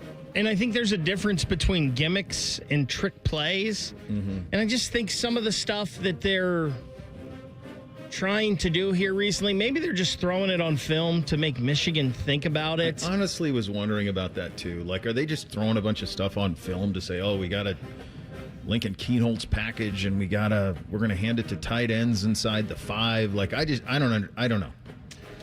And maybe it is. Maybe it's a setup. Maybe they're going to put Lincoln in there this week and Michigan's going to sell out for the run, and he's going to throw one over the top to someone. Who knows? But you're better than everyone else. Just go beat them. I don't think we need the gimmicky stuff. I don't think you'll beat, or you'll certainly have a tough time against Michigan if you're soft on the line of scrimmage. I thought Ohio State's offense against the worst run defense in the country too many times had Scarlet Knights in the backfield as the handoff was being exchanged. Like, there was a little too much concern, I think. It wasn't until the third quarter where I thought Ohio State offensively on the line of scrimmage had their best drive of the game. The third quarter against Rutgers, that's got to get better for Saturday. Yeah, I think the only thing that I think is, there's a million layers to this Michigan game this week, but one of the things that I think that they can't do is not get points when they go in the red zone. I think against this defense, teams are going to have a very difficult time scoring, including a freshman quarterback in Underwood on Saturday. So every time you're in the red zone, acquire points of some sort. Fielding has proven to be reliable. You've proven to be unreliable in the short red zone, whether it's a fumble or getting stuffed. Just kick the thing in and take the 3 points and keep accumulating those points, and you'll be fine. You should be fine in Ann Arbor on Saturday. I'd like to see more of what, Bake? What would you like to see more of? Devin Sanchez, and I think maybe we might. I hope Lorenzo Styles is okay. That didn't look great on that injury. But I just feel this Ohio State defense is as good as it is. Their ceiling to be where they want to is with Jermaine Matthews inside at that slot position, that nickel corner, and Devin Sanchez on the outside with Davison Igbinosun. I would like to see more Ohio State games on other networks. I hate Fox. I'm so done with this presentation that Fox's Big Noon Kick provides, from a pregame to an in-game to a post-game standpoint. Go to hell, Fox Sports. It is so many commercials, especially early in the game. They get them in a big, big way. I would like to see some of the young wide receivers. I was stunned at what happened at the wide receiver position Saturday. And if Carl Tate's not going to play this weekend, all indications are that, to me, it feels like Jeremiah is, and that this is pretty precautionary for him, barring some sort of crazy setback. But I don't know what's going on with 17. So I was surprised that some of those other guys didn't get some reps this weekend, whether it was disciplinary or not. I just thought it was an odd approach at the wide receiver position this week. Coach, you earned his courtesy car. Who do you got, Bake?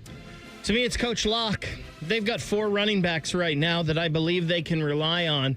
C.J. Donaldson, who was your 1B most of the season. Now, he may have a little lingering, nagging things here going on, but he's been your 1B most of the season. He's been your number 4 the last 2 weeks. Yeah. I'm going to give it to Larry Johnson. Carlos Loughlin's been getting it from me for a couple of weeks now, but the defensive line, Caden Curry on senior day, have a ball, bud. Yeah, he did. He had a heck of a time. I'm going to go with Patricia here. I think it's been... I don't know if anybody saw this coming. Like, his love of coaching college football is obvious. His love of players is obvious. And then he's a mad scientist. And it's this combination of some of the most intelligent defensive players in the country and a defensive coordinator who is fully enabling them. I can't wait to see what they cook up for Bryce Underwood this week. Seeing him in some of those videos that were posted with Sonny Styles and Arvell and just the bond that he has built with these guys in just 1 year is pretty incredible. Well, Reese, you and I were there at the very first practice. And do you remember his family coming in to watch the practice? There was like they were on the outside. It was like, well, that's Patricia's family. Let's get him in. And they came in, and I was like, oh, there's something collegial he likes about this. Yeah, it was just different.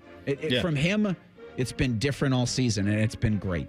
It has. Game Ball's offense. Who do you got, Vic? To me, it's James Peoples, and I know he only had 3 carries in that game, but he broke that long touchdown run. Something seems to have clicked with number 20 the last few weeks. Early on in the year, you saw a lot of East and West, and I get it because that jump cut he has is elite. But East and West, it works in high school. It doesn't work at the next level, and he has kind of changed to go more north and south the past couple of weeks, and you can really tell in his running style he's been much more effective. Would James Peoples be getting your game ball because he helped hit the minus 32.5? I mean, I do appreciate that. Max clears it for me. His 105 yards receiving was the first 100-yard receiving game for an Ohio State tight end since Jeff Hireman had 116 yards against Purdue back in 2013. Yeah, you could go. I mean, I wrote Claire down too. That you could go Peoples, you could go Bo Jackson. I'm going to go Julian here though, because the last couple of weeks, I'm not sure any of this was in the brochure. And I would have told you that on Senior Day that was going to be the wide receiver situation, you would have probably said you're nuts. What happened to everybody? And none of us really know what happened to all of them. But I thought he appointed himself well. He didn't put the ball in harm's way, made throws when he needed to, and obviously trusted Max Clare absolutely. Game balls on defense. Who do you got, Bake? Caden Curry. I've been impressed with him all year. He was really good at the beginning of the year. There might have been a little lull there in the middle, but the past few weeks, boy, has he ramped it up as we head towards rivalry week. I wonder why they didn't challenge or review the fumble recovery. It did feel like he got some of that into the end zone, or at least some of that ball, maybe his elbow. Do you think it was just like because it was on the 1 inch line? Yeah. Maybe. I don't know. They almost didn't punch it in. Yeah, I know. I thought it was a score, though. I'm going to go Caleb Downs here. I so appreciate watching him play football. And he gave kind of a wave to the crowd. You know, I mean, that's it. He's going to be Troy Polamalu, Ed Reed, that type of thing. So that's the way it's going to go. But I just think, like, that was one of those getting him in the portal and what he's done. He's got a chance over the next month to leave a massive legacy here. And massive legacy at defensive back here is a big one when you think of the guys who have played here, going all the way back to Tatum, to Doss. There's just been so many great ones through the years on the back end of that defense. He is a safety savant. Yes, he is. Yeah, he's a cheat code. Big Ten threat level, who do you got, Beck? Michigan, the only team that matters right now. Michigan. Yep. Yeah, they're getting better, too. They had a bunch of close games. You know, they kind of got by against Purdue, got by against Northwestern, got by against Nebraska.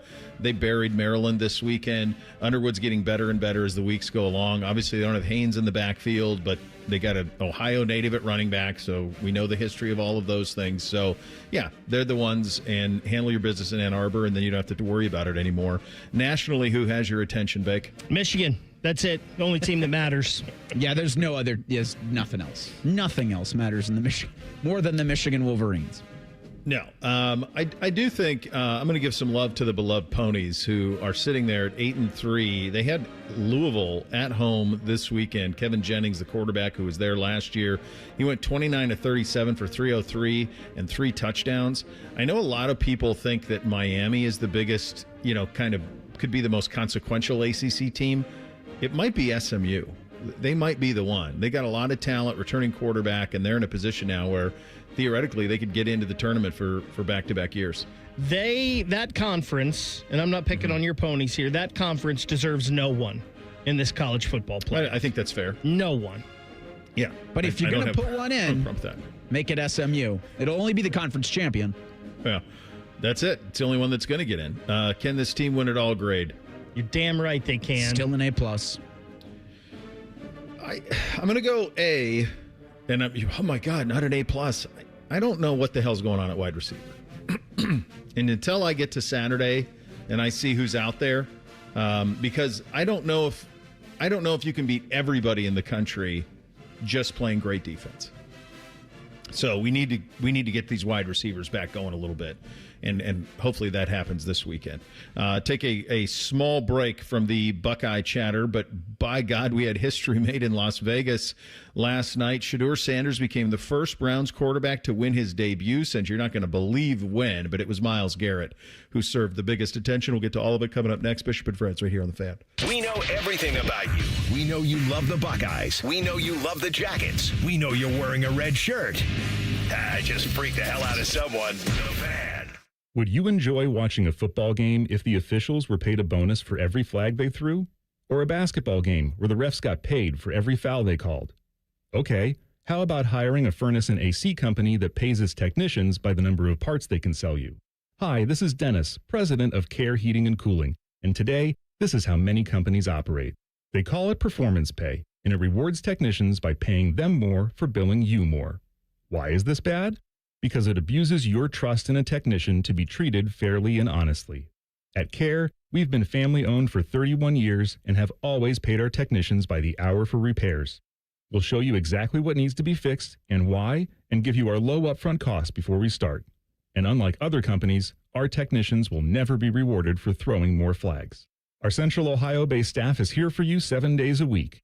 CARE Heating and Cooling. Book an appointment online at careheatingandcooling.com or call us at 1-800-COOLING. When you need a company you can trust. Back for a limited time, the French dip from Firehouse Subs. Piled high with premium roast beef, caramelized onions, and melty provolone cheese on a freshly toasted garlic butter roll. Served with warm, savory au jus for dipping. This premium French dip is only at Firehouse Subs for a limited time. Head to your nearest Firehouse Subs or order ahead and skip the line. And remember, Firehouse Subs catering is perfect to feed the whole crew on game day. Limited time at participating Firehouse Subs restaurants while supplies last. Rick Germain called me the other day and said, Mikey, we need you back at Germain Nissan. The dealership misses you, and people are forgetting how awesome Nissans are. I'm a dude that's owned pretty much every Nissan under the sun, and I'm excited to go back in and get my hands dirty. You have to be crazy not to consider a Nissan from Germain Nissan. J.D. Power ranked Nissan #1 in customer satisfaction among mainstream brands. Plus, with Germain's $1,000 price promise, no one will sell you a Nissan for less. Germain Nissan, 4300 Morse Road, GermainNissan.com. When you need a mini excavator or a not-so-mini excavator, lean on Green. Sunbelt Rentals. With the largest rental fleet and hardest-working equipment experts in Columbus, we can help you take a big step toward a mini excavator in one of 17 different sizes, from 2,000 to 18,000-pound machines, with 6 to 24 feet of reach and 5 to 15 feet digging depth. Though in the most rental locations, and it's no wonder the Columbus builders who are building Columbus lean on Green. Sunbelt Rentals. Learn more at sunbeltrentals.com. Make your list, check it twice, and shop smart this holiday season. Open a Visa at Kemba Financial Credit Union and add some jingle to your wallet with $150 cash back after your first $1,500 spent within 90 days. Apply at Kemba.org. Restrictions apply. Offer ends 12/31/25. Oh, this week it's Rivalry Week, or as we like to call it, Beat Michigan Week, or Try Not to Get Pepper Sprayed Week. Rivalry Week sounds better. Let's go with that. Rivalry Week on the Fan is sponsored by your Central Ohio Toyota dealers. Ryan Day's proven he has what it takes to win a natty, but can he take control of the biggest rivalry in sports? Will Julian Sayin or Jeremiah Smith have a Heisman moment? Will the fan staff consume 500 wings in a single setting? Let's find out together. Proud to be your home of the Buckeyes. The Fan. At Giant Eagle, we're working hard to bring more ways to save to every aisle, because every dollar and every moment counts. At Giant Eagle, we're going for better, so you can bring home the best, because it matters. Two guys drove to work. Neither guy wore a seatbelt. One guy got a ticket. One guy didn't. The same two guys drove home. One guy wore his seatbelt. One guy didn't. One guy made it home. The guy not wearing his seatbelt didn't. Don't risk it. Click it or ticket. Paid for by NHTSA. Come on, kids, we're going to Grandma's house. Grandma's house! Grandma's house! What do we do to be safe and ready to go? We buckle up. Buckle up. Phones down. Phones down. And when we go, take it slow. And if you drink, Don't drive. And off we go. ODOT, the Ohio State Highway Patrol, and the Ohio Traffic Safety Office are doing their part to keep roads safe. Do your part to make sure everyone makes it home safe for the holidays. Fan weather. From the Logan AC and Heat Services Weather Center. Partly cloudy skies are expected here for your Monday, with highs into the mid to upper 50s here for this afternoon. Winds fairly light at about 5 to 10 miles per hour. As we head into tonight, we are tracking more clouds and eventually some rain here after midnight, which will continue into the day on Tuesday. Highs are in the upper 50s on your Tuesday. And that's a look at your 10 weather impact forecast. I'm meteorologist Aaron White here on 97.1 The Fan.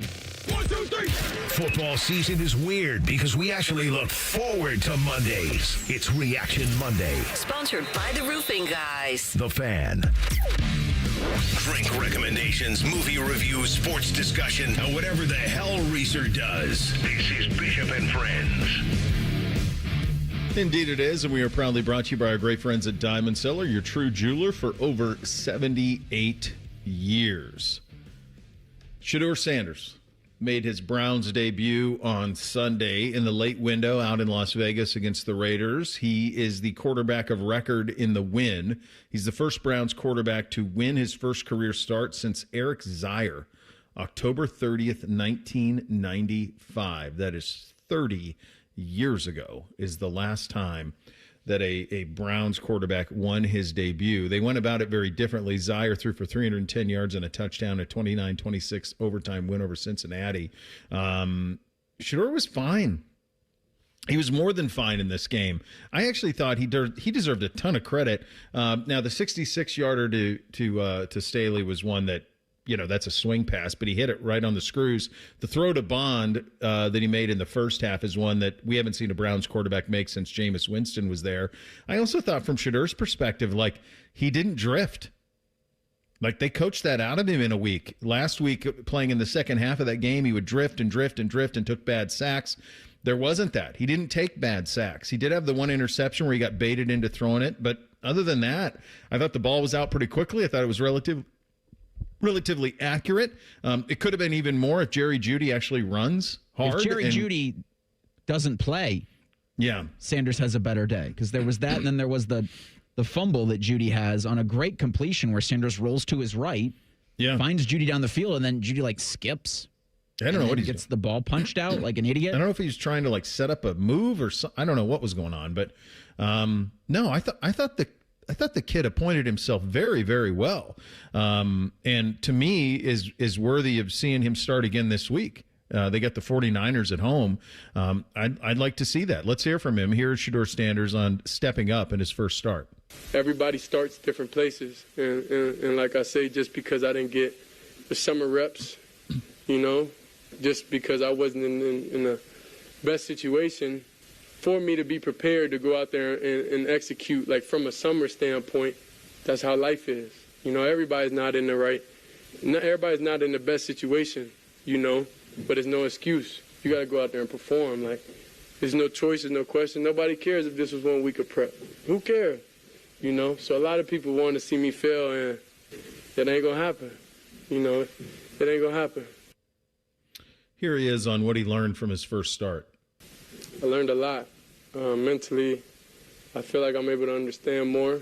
I feel like I'm able to.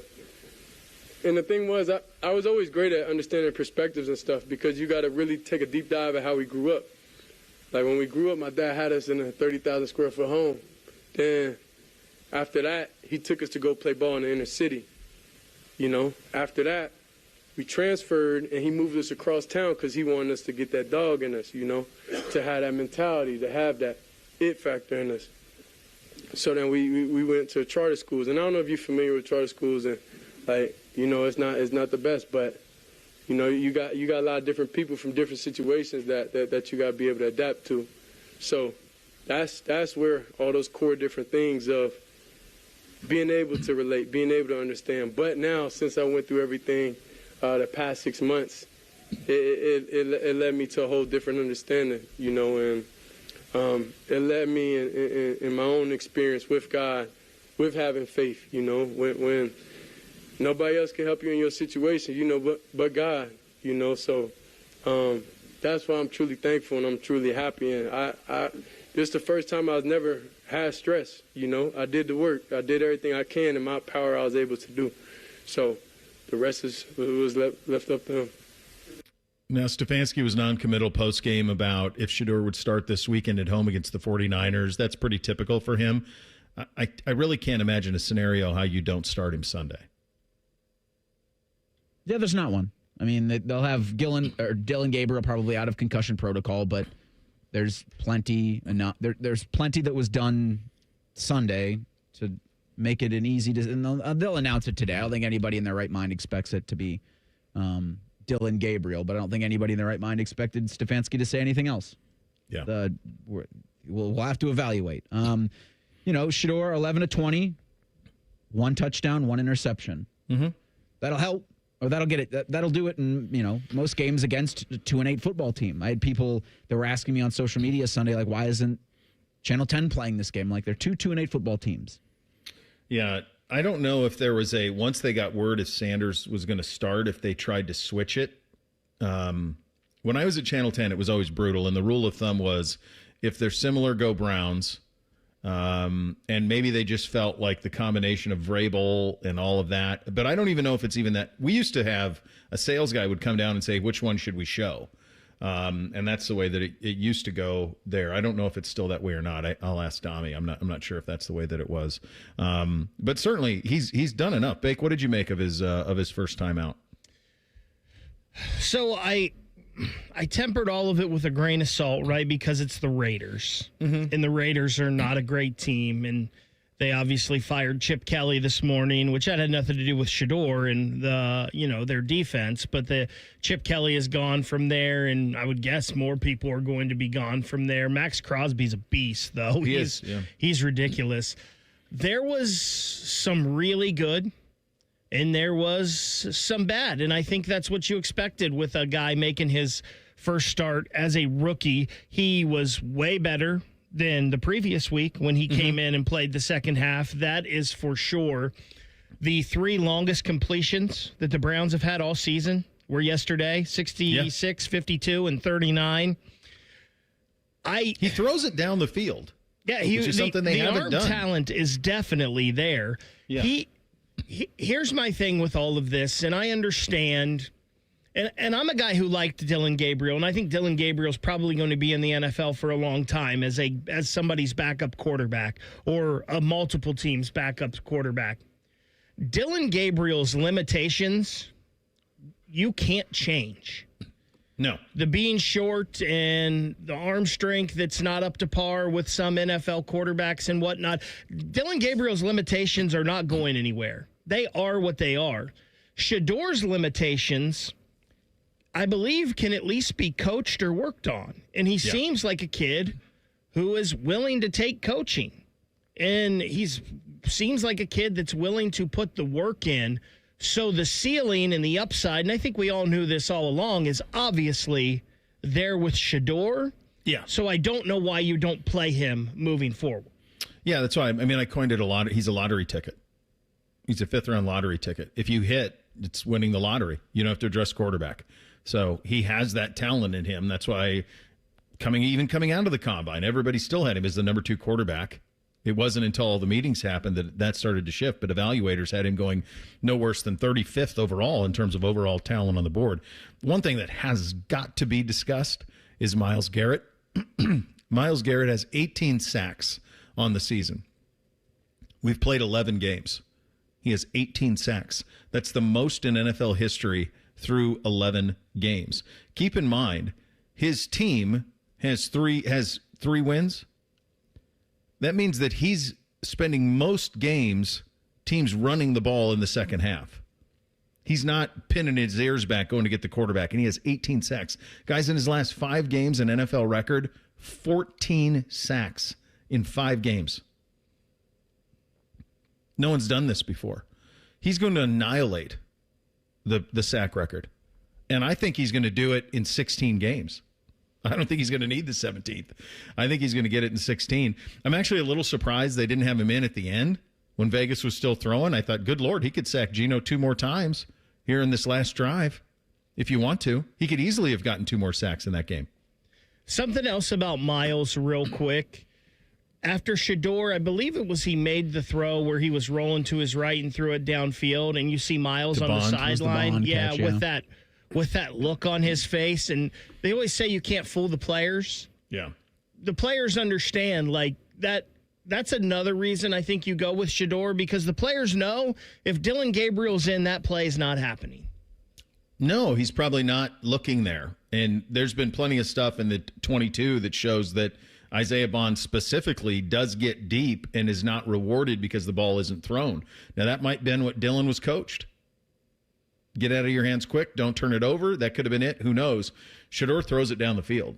You're no longer playing offense entirely in the red zone, which is something they'd been doing for much of the season. So we'll see. I think Kevin talks up there today, so maybe get a little bit of a better answer on that as it goes along. You mentioned former offensive coordinator here, Chip Kelly, shown his walking papers. Could he potentially return here during this run? Plus, the light's about out in Cincinnati for the Bengals. We'll get to all of that in 2 minutes. Bishop and Friends right here on The Fan.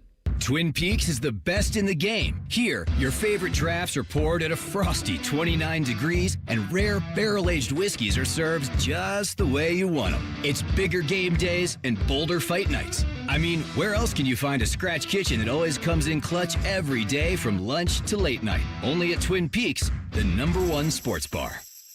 Hit a home run for happy hour and ask your Twin Peaks girl about local specials on drafts, cocktails, shots, and more. Do you suffer every time you try to wear good-looking shoes, but you don't want to wear ugly shoes just because they're comfortable? The Good Feet store wants to help you wear heels, boots, and dress shoes again in comfort. Trade in your bad feet for good feet. Thanks to the Good Feet store. At Bank of America, we asked our teammates, what makes this company a great place to work? There's very little that you can't accomplish working for Bank of America. If you prove yourself, you can try over in a totally new way. You can learn so much here. You're the owner of your career. See how our teammates are growing in their careers at bankofamerica.com/great place to work. What would you like the power to do? Bank of America, proud to be an equal opportunity employer. Get in the zone, AutoZone. Charlie's battery is struggling to start.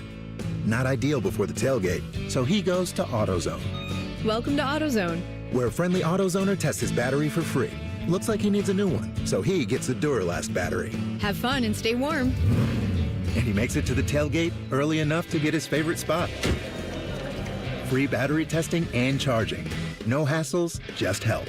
Get in the zone, AutoZone. Restrictions apply. With business banking, Tel Ohio Credit Union takes it personally. That's why they are the #1 SBA lender among Ohio credit unions. You are a member, not a number. That's the Tel Ohio difference. Visit telhio.org/business. Certain restrictions apply. Tel Ohio is open to all in central and southwestern Ohio. Federally insured by NCUA. Bishop and Friends is sponsored by Diamond Seller, your true jeweler for over 75 years. The Fan, Ohio sports destination. Our top men are working on everything except this show. This is Bishop and Friends. Bake mentioned that in the previous segment. The Las Vegas Raiders gave Chip Kelly $6 million a year to be the offensive coordinator of the Vegas Raiders. He lasted 11 games. He was fired after this one. Everybody knew that the offensive line was a massive problem in Las Vegas when he took the job.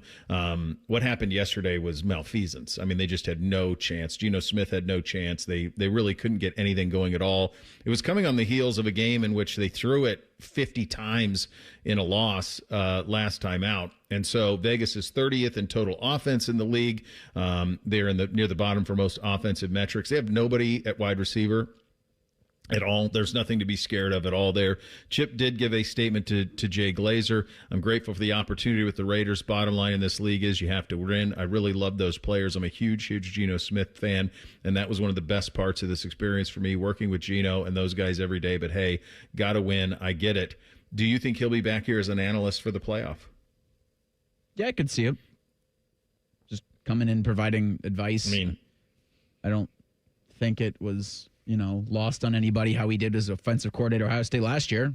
Yeah. Certainly one of the things that got him the gig in Las Vegas. And he's not the issue with the Raiders, but I understand a head's got to roll. Like, I wonder if Pete Carroll comes back. They gave him a gigantic chunk of money. Same bozo that gave Geno Smith a gigantic chunk of money. But my theory on them is that they were in I think that's why they drafted Genty too. I think they were in a panic of, we've been in Vegas for a while. We don't really have any foothold in our own city. We have got to win some games. And they just hadn't. And they thought with Pete and Geno maybe that they could win some games, but there's nothing to fear on the outside at all. So I think it's in play for Chip. I don't think I'd be surprised, but I don't think so. Now, could he be the next offensive coordinator at Ohio State? Maybe. Take it You're back. saying if Brian leaves? Yeah. Once Brian gets a head coaching job, maybe Chip's back here next year running the offense. By the way, did you see Saban railed on the calendar on game day this weekend like we've been talking about for the longest time? Like, it's not Lane's fault. And Tom Brenneman went at him a little bit in his broadcast. He was doing like a FAU game and went at on the Kiffin. CW network. Yeah, I saw him already apologize for it this morning. But, yeah, I mean, I think there's a lot of people that don't there's a lot of people who aren't fully aware of what is happening, of where the sport is at the moment. They just don't have a clue. I had a buddy of mine who went to Vanderbilt who was like going, I don't understand how James Madison or Tulane's in the playoff and we're not, like in the projections. And I'm like, well, who wants to tell them that one of the group of fives get in? Like, that's why they're there. Otherwise, Vandy would be there. But somebody's got to be represented there. So I think that the sport is in such a confusing place that sometimes there's misdirection. I think Thom should try to avoid saying things he needs to apologize for. It hasn't worked well for him in the past. No, he should quit. In his apology, he acknowledged that it hasn't worked well for him in the past. But I think if you're Marty's kid and you host daily radio in Cincinnati and can kind of say whatever you want, like, it's probably hard to all of a sudden have a filter. It's kind of all you've ever done is say whatever you want. Who's going to have more wins by the time this season's over, the Bengals or the Browns? Probably the Bengals. I think if Joe Burrow does come back Thursday, they get a little bit of juice, and I'm not going to say they're going to beat the Ravens. Yeah. But I think if Burrow's able to stay healthy for the rest of the season, you get Jamar Chase back. I have no idea what's going to go with T. Higgins.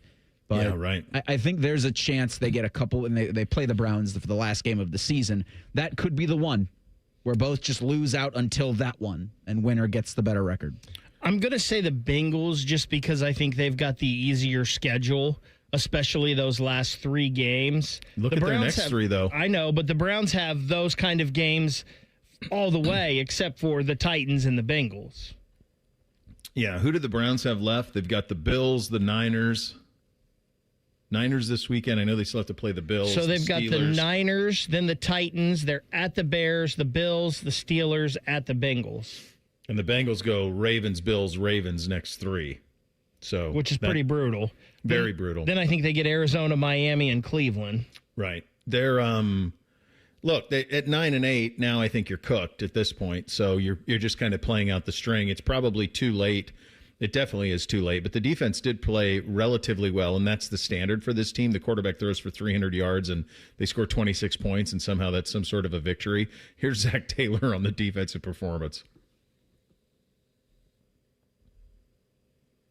They fought like crazy. I mean, a lot of different ways. They didn't allow things to be easy for New England. Kept finding them in the goal line stands. I think represent who these guys are right now. Just keep coming back. Got a penalty, 1st and goal on the 1. Kept fighting. Got to stop. And there's a lot of trust, when they keep playing that way.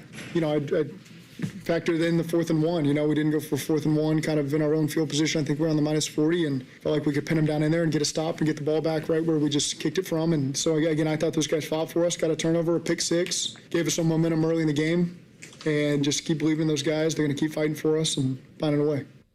Yeah, they did play pretty well. I mean, one of the Patriots' touchdowns came on a pick 6 from Flacco. And I think the one thing you're seeing with Joe is Joe Flacco's like a 2-3 game, and then he gets a little noodle army. And you saw that in the game yesterday where the pick 6 is brutal, and it really undercut them. They had to have it, guys. I mean, if they want to have some delusions of going 10-7 and making the postseason, they had to have it. Now, you could say, well, they shouldn't have lost the Jets. They shouldn't have lost the Bears. Yes, for sure. But now they're at a point where the season is cooked, and there's no scenario really where they can find their way back out of it. The NFL, we talk about it every weekend. You just do not know what you're getting. And we're going to blitz the NFL this week, and I have no clue who my 3 teams are going to be, my top 3, and I have no clue what my Super Bowl matchup is going to be because – Detroit gets everything they can handle and goes to overtime with the New York Giants. At home. Philly gives up a 21-point lead and loses to Dallas. The Indy is beating the Chiefs, and they come back and win the game somehow. Houston beats Buffalo Thursday night. The Bengals give the Patriots all they can handle. The NFL was nuts yesterday. There is one team that I know, Bo, you've been talking about for a while that looks every bit the part of Super Bowl contender, and that's the LA Rams. So they're going to be number 1 and probably should be in any legitimate power rankings you've got. I'm not sure the exact amount of games, but Stafford is 25 touchdowns, no picks in like his last 7 games in this winning streak that they're under. Yeah, they don't really have any holes. They don't. They play great defense. They can run it. They can throw it. It's going to be pretty cool because I everything that I've heard, I've talked to Bob about this and others who have played with Stafford, that he's like the best dude ever. I mean, I think he's going to win MVP. He should. Yeah. I think if he can stay healthy and they keep winning, he's going to win MVP. Now they've got a huge, massive test coming in their next game at the Carolina Panthers. Well, you don't roll into downtown Charlotte and get a win, I'll tell you that. Unless you're bringing Eric Dickerson. Tell you what. Merlin Olsen, Deacon Jones. I'm not walking through the door. Jack Youngblood, James Laurinaitis, Aaron Donald. I'd bring all the Rams legends with you in their prime. That's the only chance you have to beat that juggernaut that is Carolina. I will say this about Kansas City. I think that was obviously a huge win for them. I saw some stat the other day. They call it DOVA that some of these NFL guys look at, and they said, according to DOVA, Kansas City was the 5th or 4th best team ever in NFL history that started 5-5. Okay. And they said 2 of those teams ahead of them finished the year 10-6, which I would think that would put them at 11-6, 10-7. That would put them in the playoffs. They've got the Cowboys, the Texans, the Chargers, the Titans, the Broncos, and the Raiders the rest of the way. So that schedule is pretty favorable for Kansas City. Yeah. I have a feeling we might see a Chiefs run here down the stretch that might give them some momentum into the playoffs. But, man, good luck picking, who's going to be there this year. By the way, we got a Thanksgiving game of consequence. It's Cowboys-Chiefs. I mean, that might break every record viewing. It's the late one. I mean, that thing's going to be a monster.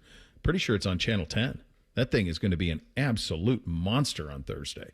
By the way, at 1-5, I said Baltimore's going to win the AFC North. And guess who's atop the AFC North? Baltimore Ravens, 6-5. Tied with Pittsburgh now, atop the AFC North. It's all there for them. They might end up being the team out of the AFC when all's said and done. They were a little sluggish over the weekend as well. Weird weekend in the NFL. We'll hit Thing or Not a Thing up next. Bishop and Friends right here on The Fan. We're the girthiest radio station in the history of radio. Uncomfortably girthy. This promo is uncomfortable. The Fan, Ohio's girth destination. Progressive Insurance. Not only does Progressive let you bundle your insurance, they also give you round-the-clock protection. Get a quote today at progressive.com. You're pilot hero. Ooh, winter's coming. And when the wind starts to blow, don't come inside to the cold. Open the door to peace of mind with your Waterworks and Header Precision Furnace Tune-Up and Energy Savings Plan. Your furnace is the heart of your home, and Waterworks and Header will have yours running at peak performance throughout the winter. Plus, you'll save on those energy bills too. Go to waterworks.com and schedule your furnace tune-up online. Waterworks and Header, heating, cooling, and plumbing. Together to serve you better. Rick Germain called me the other day and said, Mikey, we need you back at Germain Nissan. The dealership misses you, and people are forgetting how awesome Nissans are. I'm a dude that's owned pretty much every Nissan under the sun, and I'm excited to go back in and get my hands dirty. You have to be crazy not to consider a Nissan from Germain Nissan. J.D. Power ranked Nissan #1 in customer satisfaction among mainstream brands. Plus, with Germain's $1,000 price promise, no one will sell you a Nissan for less. Germain Nissan, 4300 Morse Road, GermainNissan.com. 'Tis the season for making memories. Give the gift of more time together at Dick's House of Sport and join us for family fun events all season long. Plus, climb a rock wall, test the multi-sport cage, and perfect your swing in a golf simulator. And shop the widest selection of the hottest brands like Nike, FP Movement, Adidas, Carhartt, UGG, and Stanley. Unforgettable moments start here at Dick's House of Sport. Visit dicks.com/House of Sport to see what's happening this season. Grow your savings with certainty and jingle all the way into 2027 with a 16-month certificate from Kemba Financial Credit Union, earning you up to 4.50 annual percentage yield. Strong returns plus local people equals peace of mind and the best place to save in Central Ohio. Visit Kemba.org. $500 minimum deposit required to open and earn stated APY. $250,000 maximum deposit. Restrictions apply. Advantage status required. Insured by NCUA. Expires 12/31/25. Lights are going up, snow is falling down. There's a feeling of goodwill around town. it could only mean one thing. McRib is here. McRib season is here at McDonald's. Right now, enjoy a McRib and pair it with our world-famous fries and an icy cold Dr. Pepper at participating McDonald's for a limited time. McRib is here. Ba-da-ba-ba-ba. This is Ryan Krieger, and at Krieger Ford, we know life's busy. Let us handle your car care. Enjoy our convenient pickup and delivery service, or have our technicians come to you with our mobile service van. It's fast, easy, and hassle-free. Schedule your appointment today, only at KriegerFord.com. Wake up and laugh with the Bob and Tom Show on the Fan 2. Weekday mornings from 6 to 10. It says here they've won 5 Marconi Awards. I can't even spell Marconi. The Fan 2, Columbus's home of the Bob and Tom Show. Dormar, you're kind of hero. When your furnace or air conditioner is broke, we come out that same day. Dormar, home the 10 man. Welcome to Tire Discounters. Oh, hiya, Phantom. Mike, is it true? What's that? Tire Discounters is offering up to $200 off sets of Goodyear tires? Absolutely. Plus free alignment and a full synthetic oil change? You got it. I'm not one to exaggerate, but that may be the best deal in the history of the world. But free would be better. Mike, don't toy with me. Through the holidays, every day we're open, someone will get their money back on 4 tires. But I... Just breathe, Phantom. Breathe. No purchase necessary and 12/31/25. Visit website for details. Hey folks, it's Austin Ward, and Thanksgiving is approaching quick. Still plenty of time to get your Awaken 180 consultation on the calendar to receive your $500 off. It's a thank you from Awaken 180. No, you don't need to start the program right before Turkey Day. Simply have your consultation now and be ready to start the Monday after. 4 weeks before the new year, and with results like mine, you could be down 27 pounds on your way to dropping 50. Fast results, and now with $500 off. Online at awaken180weightloss.com. All your favorite fan shows are available when you want them. Head to 971thefan.com and hit that subscribe button. The Fan, Ohio sports destination. The best hair on the air. You're listening to Bishop and Friends. All right, time for a little thing or not a thing on a Reaction Monday. Hit it, fellas. Thing or not a thing. Sponsored by Billiards Plus. Find your next grill and everything you need for the master griller. Billiards Plus on Dublin Center Drive in Dublin. After the Oregon Ducks smashed USC over the weekend, Dan Lanning went to bat for his team in the college football playoff.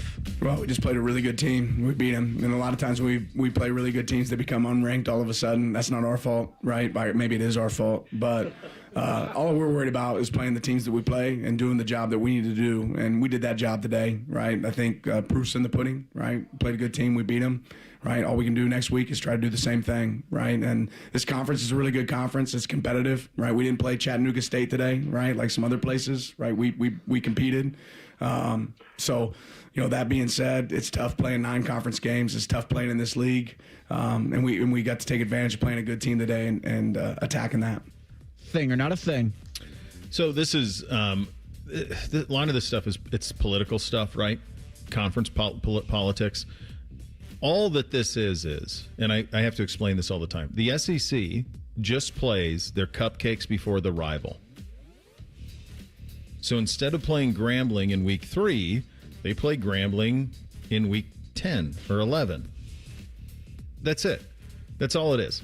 And I'd have to look at Oregon's schedule to see if Lanning had a stretch like the stretch that we've been dealing with around here. I don't know if they have a stretch where they were 30-point favorites every single time out, the way Ohio State was for the entire month of November. His schedule in November is pretty robust, especially when you consider the travel part of it. They went at Iowa, then Minnesota, USC, at Washington, so that's pretty tough. He also had to play He had to play Penn State when they were number 3. He had to play Indiana at home. So their schedule was pretty difficult, let alone the fact they beat the beloved Bobcats in the opener 59-13. So they played the best the FCS has to offer as well. So he's got a point, but this is really a Big Ten versus SEC thing in terms of the way that the two conferences schedule. Yeah, I think it's the timing, right?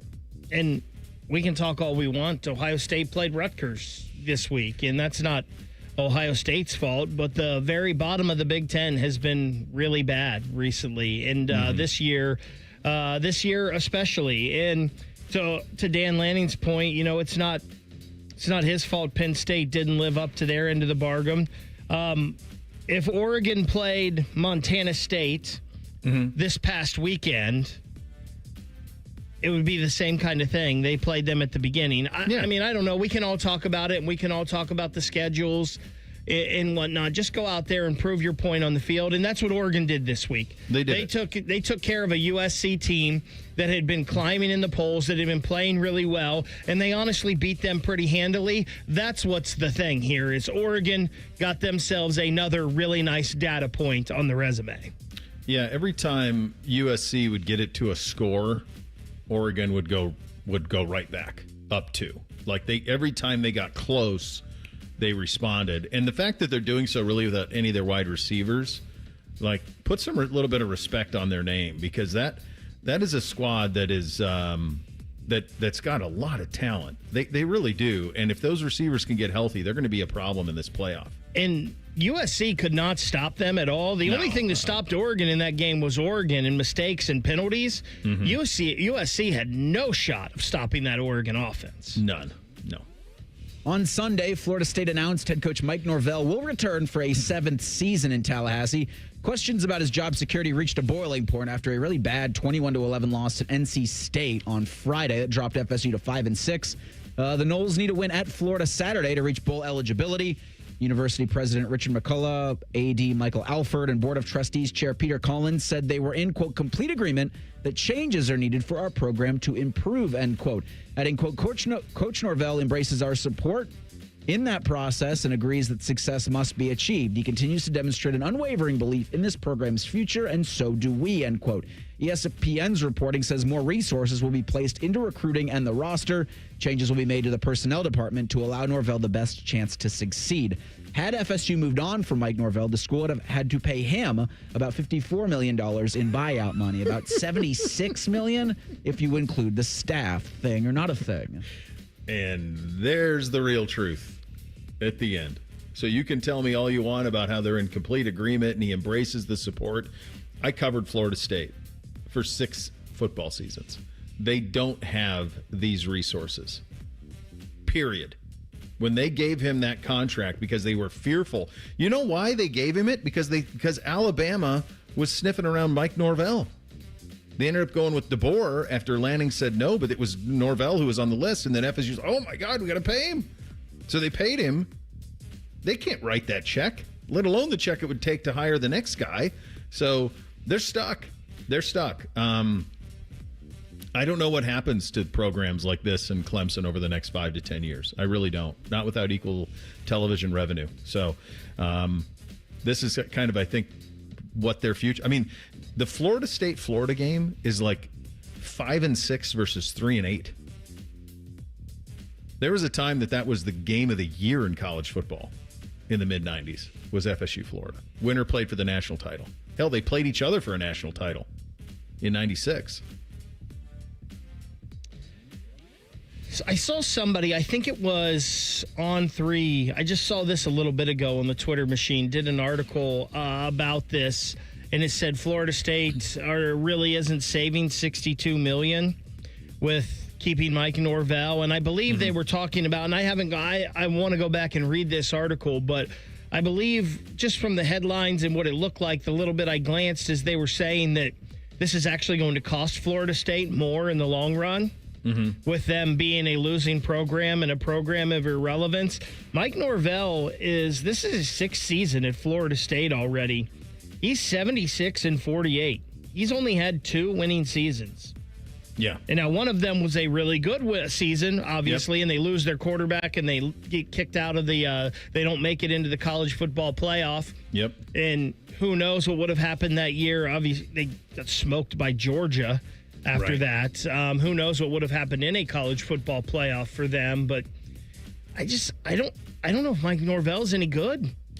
No. And I think it's been proven if your coach isn't any good, you've got to pay the money to get rid of him and get somebody else in there. It's going to cost you even more. They don't have it. They don't have the 54. They're strapped. They just did a stadium renovation down there. You're going to see this, man. Wait till we start having to pay for stadiums up here in renovations. Is Florida State the first team that will actually acquire money from the Saudis? They would love to, I'm sure, if they could. I mean, they were the first ones that floated the private equity thing. Just real quick, one day after losing to Stanford 31-10, California fired head coach Justin Wilcox. Golden Bears were 6-5 in his 10th season. Cal had just come off a top 15 win over ACC foe Louisville. Pete Thamel says analyst Nick Rolovich is expected to be the interim coach. Cal's going to host SMU next Saturday night at 8 o'clock. The Mustangs need a win to play for the ACC championship. Thing or not a thing? I think it's weird firing him at 6-5 in their first year in the is this first or second year? Second in the year ACC for Cal. them? Second, yeah. I mean, isn't 6-5 success at Cal? I would think that it would be. The other thing I think about it, this is where our guy is, right? Isn't Devin Brown here? Mm-hmm. He went here and he lost out to a true freshman. That kid can't catch a break. Wasn't Rolovich the coach at Washington State? He was dismissed. They had some made those comments around some COVID stuff. Yeah, the program's handling of the pandemic, I think, was his reason for his dismissal. Yeah, this is not a thing at all because it's Cal football, and the only two times I've ever remembered Cal football being relevant in my life is when they had Aaron Rodgers and when they had Jared Goff, and that's it. What about Marshawn Lynch driving a golf cart around? Unless they get a big-time quarterback in there, and who knows, maybe this freshman could end up being that at some point. Yeah. Cal football's just nothing in there in the ACC, which is still the most ridiculous thing. They had a run there with Tedford in the 2000s with Deshaun Jackson and some of those guys where they were a decent program. But yeah, it's uphill sledding for sure. Bill Benber coming up at the top of the hour on Ohio State and Michigan. Bishop and Friends right here on The Fan. It's Rivalry Week, and dare I say the most rivalist one ever. Me Talk Pretty. Sponsored by your Central Ohio Toyota dealers. Your home of the Buckeyes, The Fan. All month long at Twin Peaks, celebrate National Dessert Month with sweet endings like our Cinnamon Toast Crunch Cheesecake topped with rum chata sauce, or the Twin Peaks Sundae with a warm Ghirardelli brownie. Pair it with a Screwball peanut butter whiskey for the ultimate game day finish. Twin Peaks, eats, drinks, scenic views. Looking for Black Friday truck deals? Then head to Germain Toyota. Right now, the savings are straight up and the offers are real. Right now, drive home a 2025 Tacoma with 0% financing up to 48 months with every vehicle sold at MSRP and 20% down. No trade required, or step up to the power of a 2025 or 2026 Tundra. Also 0% financing for up to 72 months. No gimmicks, no games. MSRP pricing and 20% down. No trade needed. 0% Black Friday savings at Germain Toyota on the corner of I-70 and Bryce Road. I'm back to doing what I love and more. Thanks to the Good Feet store. Do you want to walk, play pickleball, and enjoy other fun activities to stay healthy, but you can't because of bad feet? Hi, this is Mike, and the Good Feet store wants to help. I just had difficulty walking. I tried them on in the store, and my foot felt so much better. Do you keep buying new shoes and inserts with little or no relief? I tried all kinds of shoes. It was the arch supports that made the difference from the Good Feet store. Don't let bad feet, knees, or back problems get in the way of staying healthy and having fun. Thanks to the Good Feet store, I'm bowling 3 nights a week. Get back to doing what you love. At the Good Feet store, we'll personally fit you at high-quality arch supports to maximize your comfort. Stop in the Good Feet store or book your free fitting at goodfeet.com. Visit the Good Feet store on Polaris Parkway near the Polaris Mall or on Stringtown Road at Grove City. Thanks to the Good Feet store. Get Eco. ECO. Every kid deserves new toys at Christmas. Ho, ho, ho! Merry Christmas! Get Eco. ECO. Eco plumbers, electricians, and HVAC technicians donate thousands of dollars to Toys for Tots each year. And this year will be our biggest donation ever. Are you willing to buy a new toy for a little kid this Christmas? Every Eco location in Ohio is officially a Toys for Tots drop-off location. And every Eco plumber, electrician, and HVAC technician will be delighted to transport any new unwrapped toys that you would like to donate to Toys for Tots. Buy a toy for a kid this Christmas? Or a bunch of new toys. And give them to any Eco technician you happen to see. To drop off a new unwrapped toy at the Eco location nearest you, just go to geteco.com for our street address. Get Eco. ECO. Generous plumbers, Merry Christmas electricians, and buy a kid a new toy this year, HVAC technicians. Get Eco Make your list, check it twice, and shop smart this holiday season. Open a Visa at Kemba Financial Credit Union and add some jingle to your wallet with $150 cash back after your first $1,500 spent within 90 days. Apply at Kemba.org. Restrictions apply. Offer ends 12/31/25. At Bank of America, we asked our teammates, what makes this company a great place to work? There's very little that you can't accomplish working for Bank of America. If you prove yourself, you can try over in a totally new way.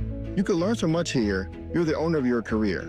See how our teammates are growing in their careers at bankofamerica.com/great place to work. What would you like the power to do? Bank of America, proud to be an equal opportunity employer. Get in the zone, AutoZone. Charlie's battery is struggling to start. Not ideal before the tailgate, so he goes to AutoZone, Welcome to AutoZone. where a friendly AutoZoner tests his battery for free. Looks like he needs a new one, so he gets the Duralast battery. Have fun and stay warm. And he makes it to the tailgate early enough to get his favorite spot. Free battery testing and charging. No hassles, just help. Get in the zone, AutoZone. Restrictions apply. Gift big this year with a Home for the Holidays raffle. You have a chance to win a beautiful new custom home or cash prize this holiday season and help make wishes come true for Make-A-Wish kids with critical illnesses. Raffle proceeds benefit Make-A-Wish OKI, which has granted over 22,000 wishes to children facing critical illnesses across the Ohio, Kentucky, and Indiana region since 1983. This year's house was built by Three Pillar Homes in the Evans Farm community in Lewis Center and has 3 bedrooms, 2.5 baths, and a 2-car garage. It also includes amazing features like upstairs laundry, 2 covered patios, 1 with a fire pit, a great room with fireplace, mud room with extended bench seat and open lockers, kitchen and morning room. One lucky winner will be announced on December 24th, so get your $100 ticket now. Just visit ahomefurtheholidayscolumbus.org to buy your tickets. That's ahomefurtheholidayscolumbus.org. Terms and conditions apply. Broadcasting from the Lindsay Honda Studios. Honda makes the cars, Lindsay makes the difference. Visit lindsayhonda.com. WBNS FM, HD1 Columbus. Good morning. I'm Eric Reeser. Number 1 Ohio State's got one more game in the regular season, and it's the biggest one. The game, Ohio State, Michigan, Saturday in Ann Arbor for the 121st time in history. Wolverines have won the last 4 in the series. OSU's Ryan Day is going to join Buckeye Roundtable tonight at 6:30. He'll hold his weekly press conference tomorrow at noon, but the Ryan Day radio show will be Wednesday at noon this week. In the NFL tonight, Week 12 wraps up in San Francisco. The 49ers host the Carolina Panthers at 8:15.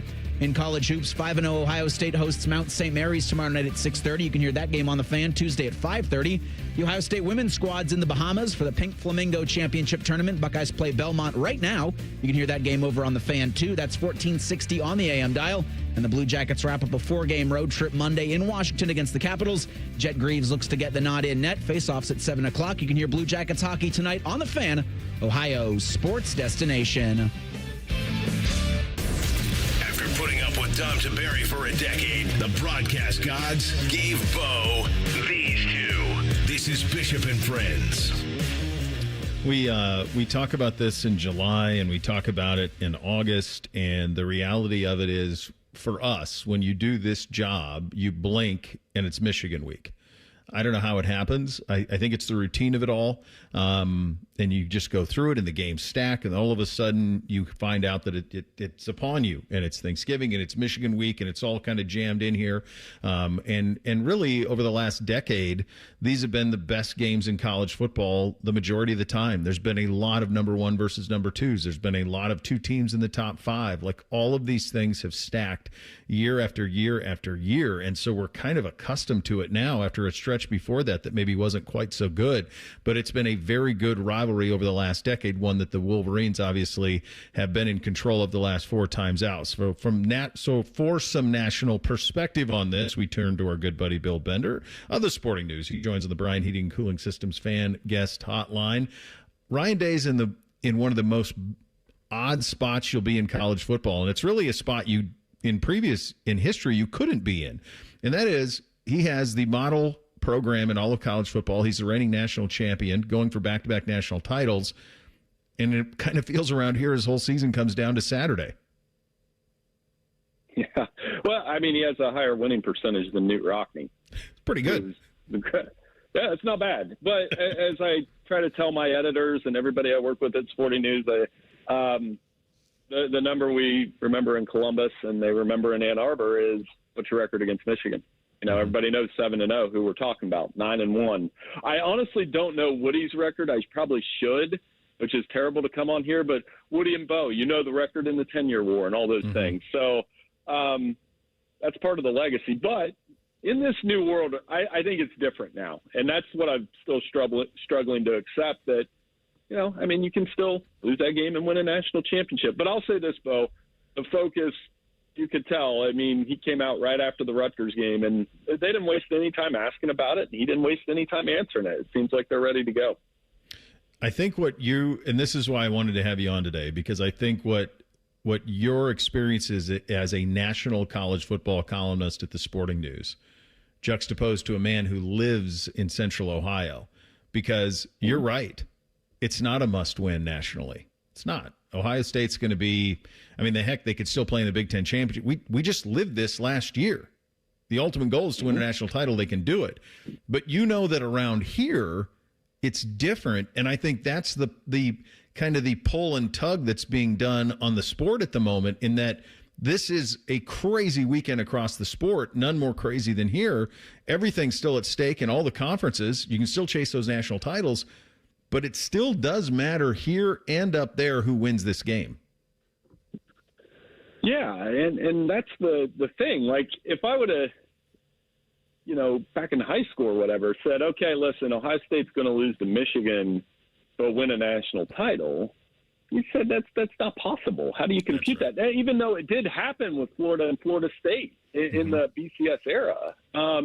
So my take would be, I've struggled with that reality, because I'm one of those kind of traditionalists that likes the old ways, that likes that rivalry game matters more than anything else. And I think some of that's a product of when you grow up in Ohio, you play some high school rivalries. You may not have won a state championship, but you won against your rival. I know my buddies and we still talk about some high school games we won. We didn't win a state title, though. No, but you win those rivalry games, and it still matters. What do you make of this Michigan team this season, Bill? They come into this one at just 2 losses and still in play to get to a Big Ten championship game with a win.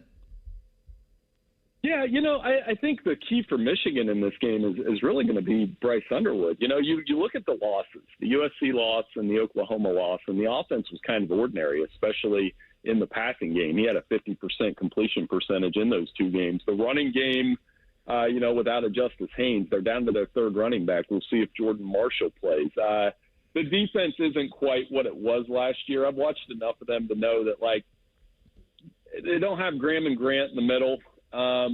They're good on that side of the ball. I'm not saying they're not, but it's a little bit different. And then the X factor to me, and I haven't looked at it, I should, weather. What does the weather have in store up there in Ann Arbor? It can get goofy up there sometimes. There's no question. See, I think it's cold and snowy is kind of what could be we're a few days out, so this part of the country that can change on the snap of a finger. But I think we're headed for pretty cold up there in the 30s on Saturday. Conversely, from the Ohio State perspective, they have played a month of November of which they have been favored by 30 or more points in 3 straight games. It was an odd game Saturday, wasn't it, Bill, in terms of who didn't play at wide receiver? And I'm not just talking about 17-4. At one point, Ryan was doing quarterback rotations. He randomly put Lincoln in on a 2nd down to throw it and then put Julian in on 3rd. What did you make of just how Ohio State got to this point over the last month?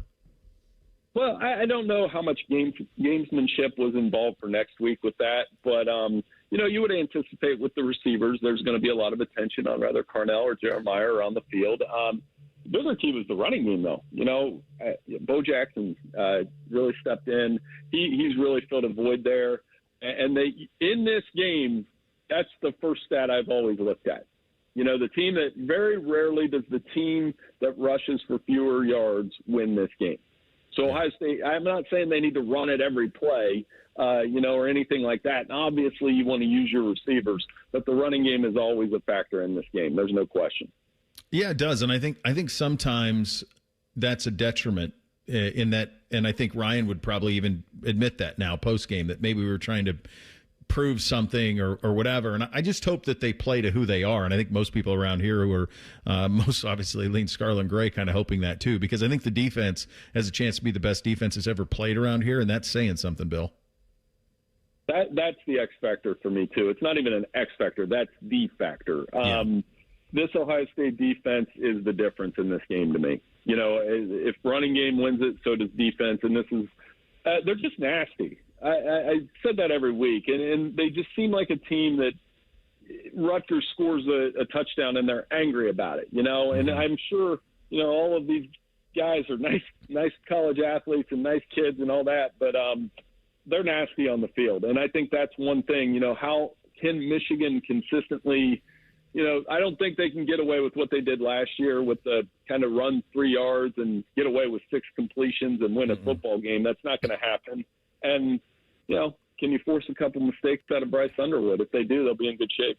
Talking to the great Bill Bender, college football columnist at the Sporting News on the national side of things. Do you recall in your years covering this sport, a championship weekend that is 2 weeks away, and in the Power Four, we don't have a single spot in any conference championship game nailed down? No, because I've had to do all these scenario tiebreaker pieces for Sporting News, and I've saved the ACC for last because, I mean, is it too early to crack open the Eagle Rare? I don't know, because I might need it for that one. But the Big Ten's pretty straightforward, at least, right? Like, if Indiana and Ohio State win, we're done. If Texas Tech and BYU win, we're done. The most interesting thing to me that I've said out loud this morning is I think SMU is going to win the ACC. Me too. And they're going to have 3 losses. And I don't know what that means for Miami. Probably bad, because that means Miami doesn't have a path to the ACC championship game. Yeah, and that's going to lead them to the Miami-Notre Dame discussion. Where do you stand on that? So, that's why. That's a long pause. Bill, that's why I love the sport, though, right? Because none of it makes any damn sense. If you play head-to-head, that result has to matter, right? I mean, like, I know it was 3 months ago, but it has to matter. But at the same time, like, I've watched Notre Dame play the last 2 months, and I think they'd beat the brakes off of Miami right now, but that's subjective. But that's why we love this, right? Because it's all argumentative. And what do you always tell me, Bo? That it's a TV show. And that TV show has a chance to get those gold helmets in there with a 10-2 record. They're not turning it down. And not the way, especially with the way they're playing under Marcus Freeman. And I don't know what somebody from Syracuse did to Notre Dame last week, but they clearly were focused in that game. I've never seen anything quite like that. I'll tell you, if Miami, they need just complete chaos in the SEC is probably what they need. You know, Vanderbilt losing to Tennessee, Alabama somehow losing to Auburn, which not very likely. Like those, then Miami could find their way back in it. But I'll just say you this, buddy. I don't ever recall a final weekend of the regular season stacking up quite like this one with all that's at stake. No, I mean, you got 5 games with ranked teams. And the other part I don't remember having happened is Black Friday is every bit as good as Saturday. It is. Because you have, I mean, at noon, it's like Ohio State, Michigan, that's the game. I know they got Pitt, Miami, that window too. But Friday, you've got, I mean, what is the over-under on how many times they're going to talk about Lane Kiffin's decision during the game? And then it's always been a night game too, Bill. It's weird it's at noon. Oh, I know. And then that starts you off. And then you get Georgia Tech, which is a little luster off that, which Tech losing. And then Texas A&M, which I would submit, and I've said this for years, you can't convince me, other than Ohio State, Michigan, which the list starts at 2. Now that they're playing again, I would almost put Texas A&M 2. You won't find 2 fan bases that hate each other more. No doubt. I really believe that. No, that is a war on a way of life between Texas A&M and Texas is what that one is. Going to be a fun weekend, buddy. Thank you so much for your time. Hey, happy Thanksgiving. Thanks for having me on, Bo. Appreciate all you guys at 97.1. Thanks again. Yeah, there he goes. Happy Thanksgiving to Bill and his lovely family as well, of course, on the Bryan Heating and Cooling Systems fan guest hotline and courtesy of our friends at the Sporting News. The OHSAA with a landmark decision. I'm not sure they had a choice. We'll get into it coming up next. Bishop and Friends right here on the Fan. We have so many local shows, I can't fit them in a 10-second promo. So let's just say we're live and local all damn day. The Fan. Great Lakes Hyundai of Dublin is turning Black Friday into the ultimate two-day car buying celebration. Buy any new Hyundai and spin the wheel to win prizes like AirPods, gift cards, TVs, or even a shot at the cash machine. Friday and Saturday only at Great Lakes Hyundai of Dublin. You don't have to wait for Black Friday to get good deals at Columbus Car Audio and Accessories. Shop early anytime this week and save on remote starters to warm yourself up, window tint to add style and privacy, and all things car audio to make your ride louder and better than the rest. Plus, check out deals on dash cams, Apple CarPlay, paint protection film, and more. Shop for yourself or everyone on your list at Columbus Car Audio and Accessories Black Friday sale. Going on now. Morse Road near Easton, Main Street in Reynoldsburg, or online at columbuscaraudio.com.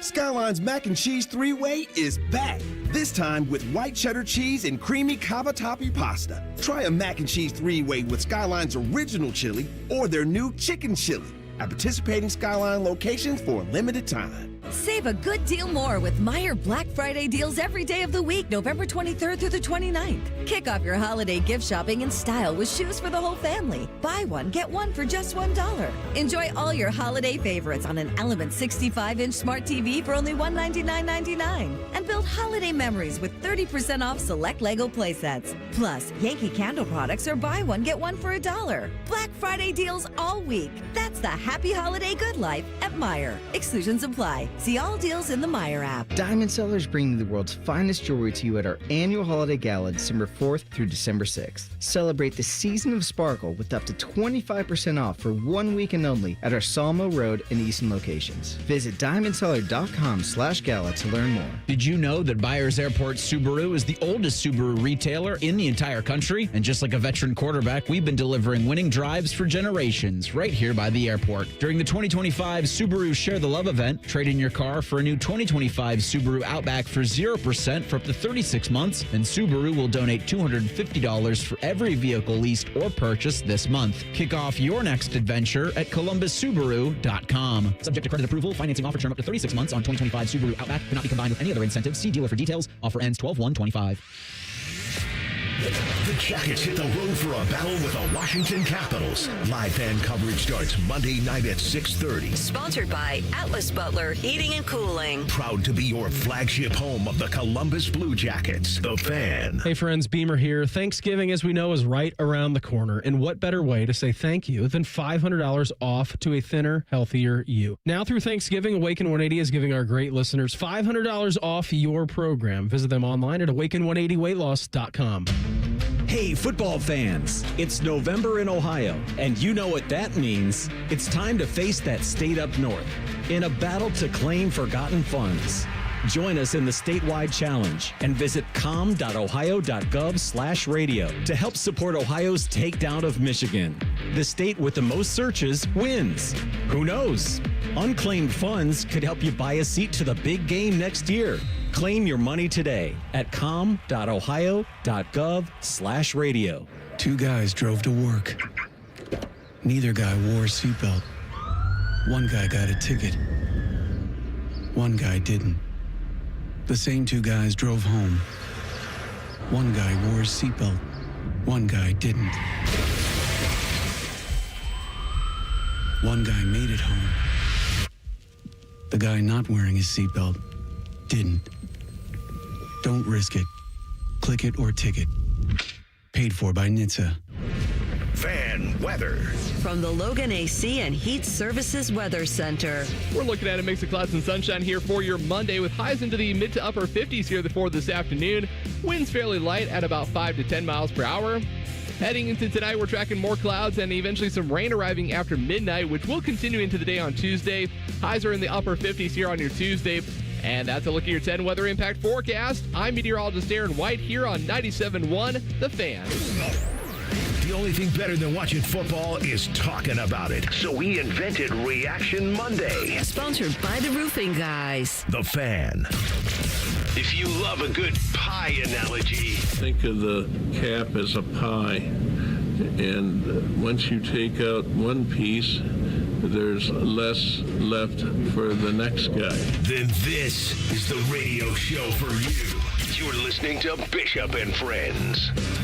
It's your Uncle Bo here. Get ready to play, win, and celebrate big at El Dorado Scioto Downs, your ultimate Caesars Reward destination. With Caesars Rewards, you're going to earn rewards every time you play, stay, dine, or shop. Not just here, but at over 50 Caesars Rewards destinations across the United States. From unforgettable getaways to incredible culinary experiences, members enjoy exclusive perks and benefits that make every visit worth it. Here at Scioto Downs, the excitement is nonstop. Take your pick. More than 1,700 of the hottest new games. Sip on award-winning craft brews at the Brew Brothers Micro Brewery, or dive into Guy Fieri's Trattoria, home of the out-of-bounds 68-layer lasagna. And the energy just keeps on building. Scioto Downs has been chosen to host the prestigious Breeders' Crown in 2026, featuring 12 championship races. It's one of the biggest events in harness racing, and it's coming right here to Columbus. So come experience the action, the rewards, the unforgettable moments waiting for you at El Dorado Scioto Downs, a Caesars Rewards destinations where the rewards never stop. Must be 21 or older to gamble. Gambling problem, call 1-800-589-9966. Visit Caesars.com/Scioto Downs for details. This from the OHSAA within the hour. OHSAA member schools pass NIL referendum proposal. The release from the OHSAA member schools have passed an emergency bylaw referendum on name, image, and likeness, making Ohio the 45th state to allow NIL at the high school level. The voting period ended last week. The new bylaw goes into effect immediately, meaning OHSAA student athletes can now enter into agreements and be compensated for their name, image, and likeness through appearances, licensing, social media, endorsements, and or the use of branding based on their public recognition or notoriety. The bylaw also establishes reporting procedures. I'm sorry, it's hard to read this part without laughing. The bylaw also establishes reporting procedures and limitations so that students do not jeopardize their eligibility as it relates to OHSAA recruiting and amateur bylaws. Good luck. This is a statement. And look, there's nothing that they can do here. Like, they were going to lose in a court of law anyway, so you had to do this, but save me with the idea that anyone's going to be able to police any of this. This run from Doug Oot. He's the OHSAA executive director. We'd like to thank our member schools for taking ownership of this NIL bylaw proposal. Whether our schools or individuals agree with NIL at the high school level or not, the courts have spoken on this issue across the country, and the NCAA and high school athletic associations cannot prevent a student athlete from making money on their NIL. That's true. There's nothing that you can do about it. You were always going to lose. You can't limit what somebody makes, no matter what age they are. And it shouldn't cost them eligibility. There's a can of worms the size of Lake Superior that's going to come out of this. The policing of it is going to be impossible. The reporting of it's going to be impossible. And what you're going to get is what you got in college football, which is a relatively lawless situation if you want to put guardrails on anything. But I don't know that they had a choice in the matter. Bake, you're the closest of all of us to all of this. What do you make of it? I think it's interesting what you just said about the limitations. Well, you're going to lose in court. You can't put limits on people, so you're going to lose in court. I understand why they do this, because it says they want to make sure it's not a pay-for-play situation, but it is going to be, right? In most of these situations, most high school students, their name, image, and likeness isn't going to get them anything unless they're a big-time student that's going to Ohio State or Alabama or Georgia, and chances are those schools are going to be taking care of all that anyway. Or unless it's a big school that has a lot of money, and the ones you think of are the Catholic schools, but there are some private schools that have money and could give money to kids, or public schools.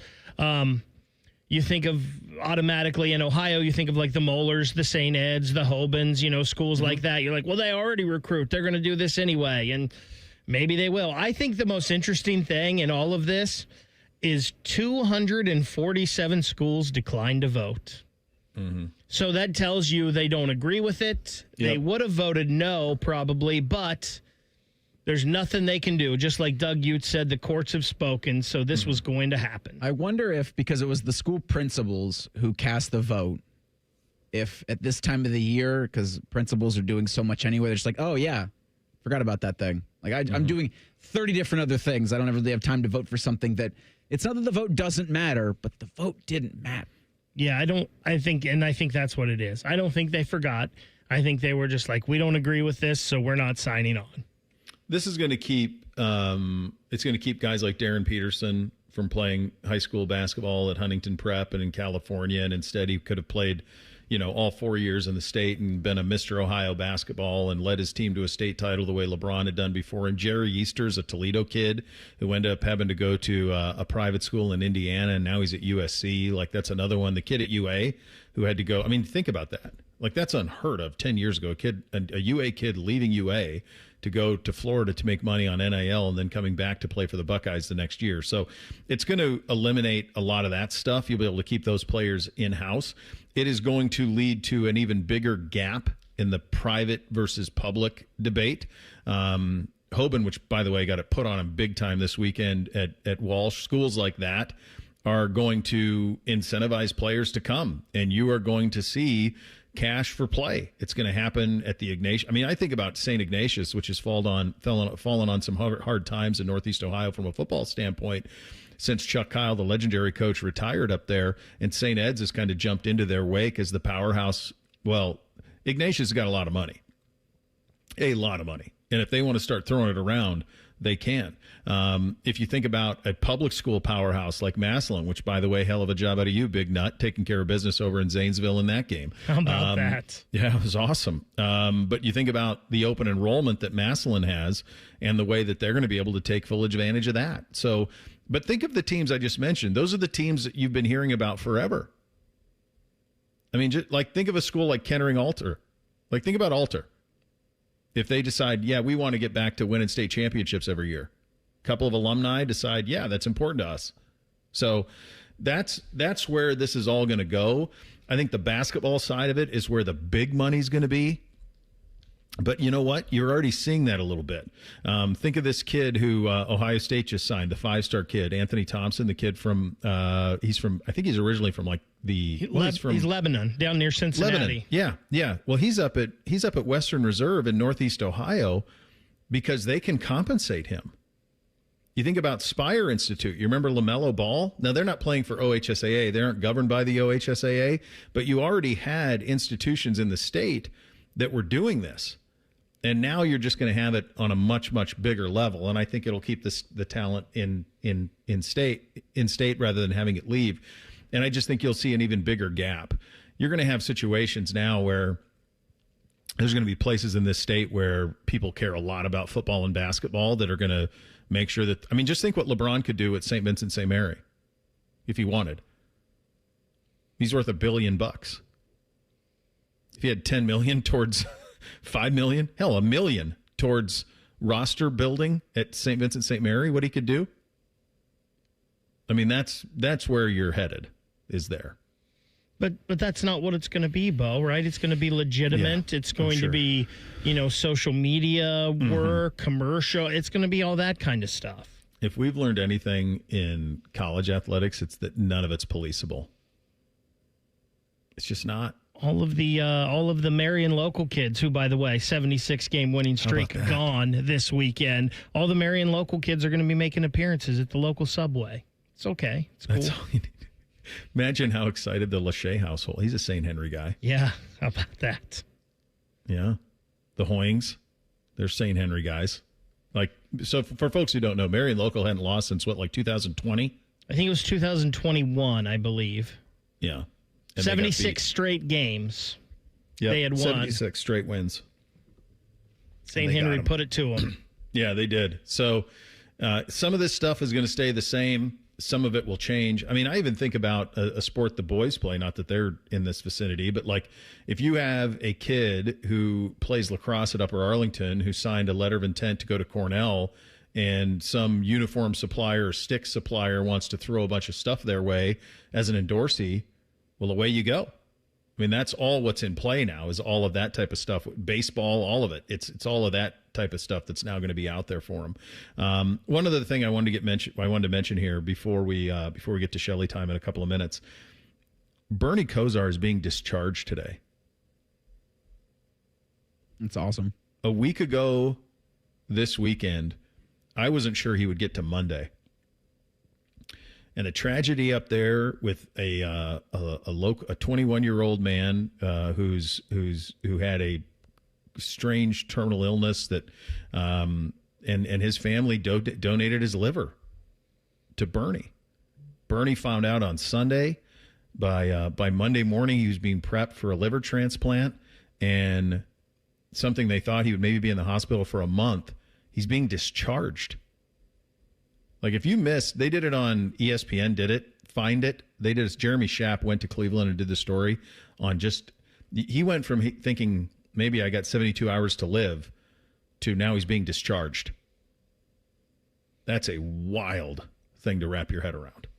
It was awesome, both the TV and the radio broadcasts. Yeah. Just all of them mentioning that and the well wishes to Bernie. Incredible tragedy for that family and that young man losing his life, but incredible sacrifice by them so Bernie could remain with everyone. Incredible what happened there. Jackets back at it. They are in D.C. against the Caps. Looks like we have a little bit of an injury at morning skate. We'll get an update from Shelley time on all of that in 2 minutes. Bishop and Friends right here on The Fan. Looking for bold flavors and award-winning spirits? High Bank Distillery is your destination for handcrafted cocktails, locally inspired dishes, and Whiskey War, the nationally recognized whiskey. Stop by their Grandview, Gahanna, and Westerville locations this week. Dine, drink, distill at High Bank. Bobby Carpenter here for Germain Toyota. Swing by Germain Toyota and ask for Marcello and discover unbeatable deals and a wide selection of new and certified pre-owned Toyota vehicles. Visit them at germaintoyota.net. Germain Toyota on the corner of I-70 and Bryce Road. Bet365 is paying out before the final whistle. Check out Bet365's unrivaled early payout offer. When you bet on the team to win and they take a 17-point lead, you get paid no matter the final score. Forget the final whistle and start counting that cash.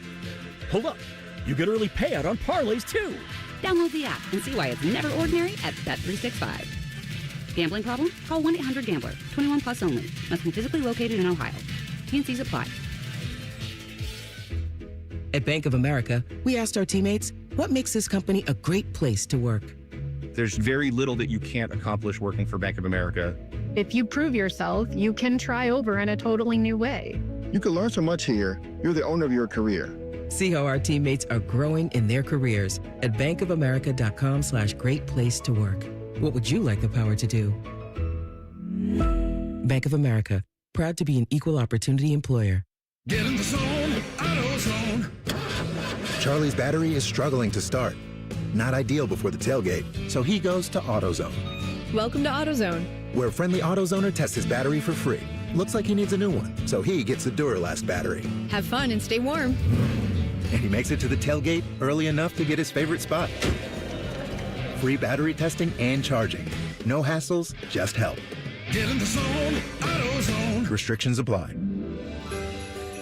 You have a chance to win a beautiful new custom home or cash prize this holiday season with a Home for the Holidays raffle. And help make wishes come true for Make-A-Wish Kids. One lucky winner will be announced on December 24th, so get your $100 ticket now. Just visit A Home for the Holidays, Columbus.org to buy your tickets. That's A Home for the Holidays, Columbus.org. Terms and conditions apply. The Fan Guest Hotline is sponsored by Ohio Heating and Bryant. Doing whatever it takes to keep you and your home comfortable. The Fan. The gloves. Shelly time. Sponsored by Midwest Cards. Experience collecting in a whole new way. All right, buddy. Can you take our audience through your travels since last we talked? Last we talked, you had gotten into Toronto. You're doing the keg, and then do you even remember it all? I don't. I'll have to look at my calendar here. It's fabulous. Where was I? Toronto.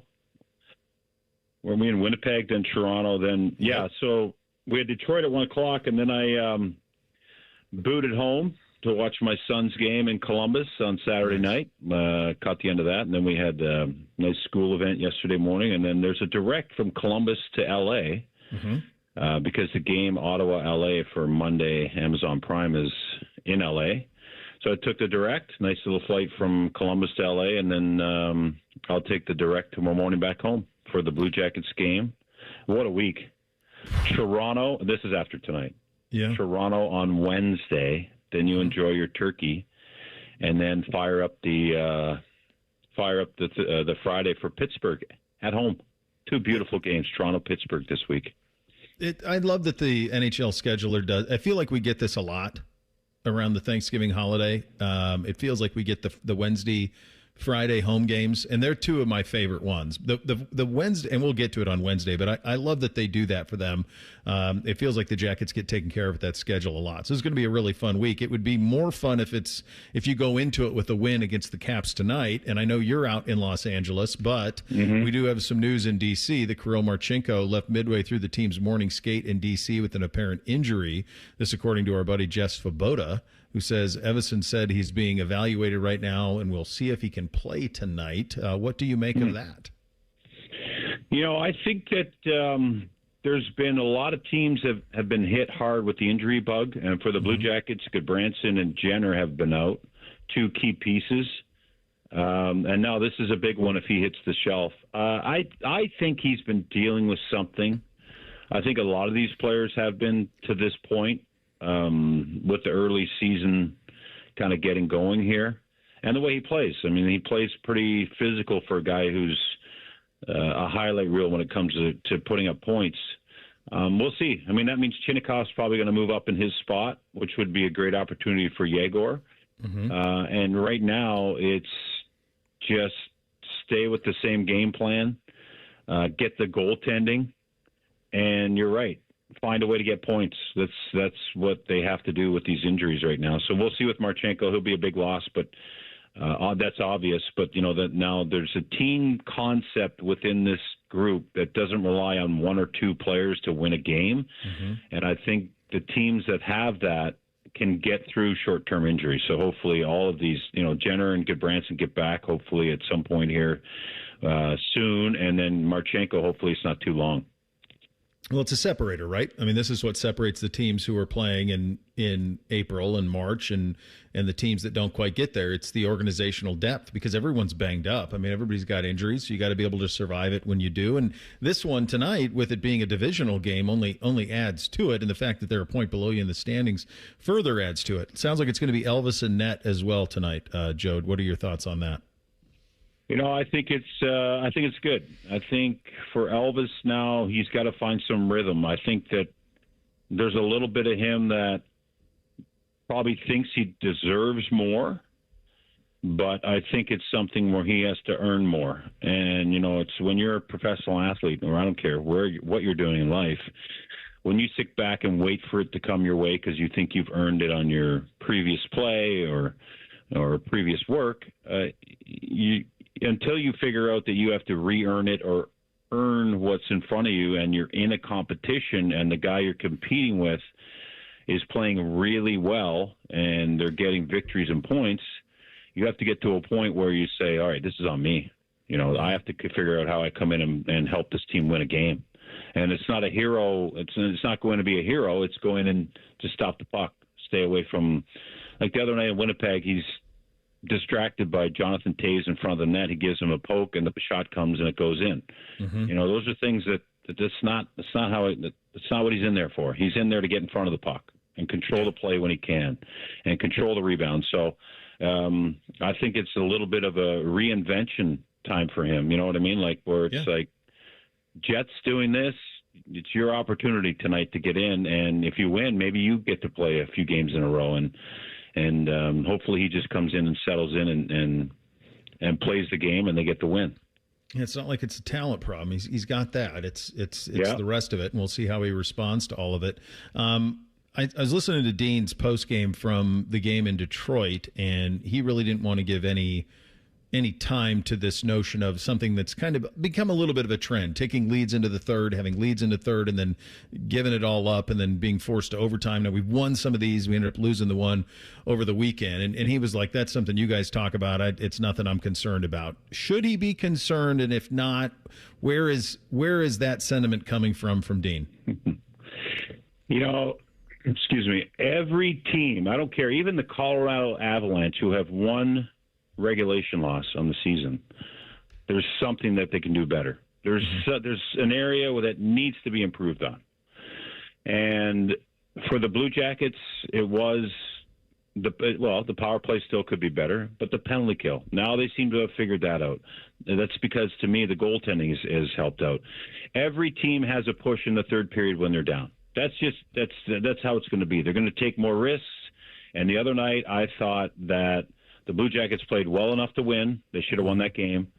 But Detroit got the bounces and hung around through some good goaltending. And that's the greatest thing about professional sports and hockey. You don't know what's going to happen. The game's not over at 48 minutes. The game is 60 minutes. And I think that these lessons bode well for stretch runs and playoffs. I really do. So, yeah, what could they have done better in that game? Capitalize on one of their opportunities. I go back to the Monahan breakaway. You go back 3 games ago or 4 games ago, they had a 2-goal buffer against, I forget who it was, and they lost the game as it was a third period loss. The next game, they got the third goal, which put them over the edge, and the other team still scored 2 goals, but they won by 1. The pushes are going to be there. The bounces are going to be there. The intensity in battles goes up when the other team is down, and no one's going to go away in this league. So I think it's a mature thing where, a team like Ottawa, who's really, to me, is become a mature team, they just play the game the same way no matter what's happening. And if they're down, they need to take risks. When you have the lead, you just keep playing the same way and bury your opportunities.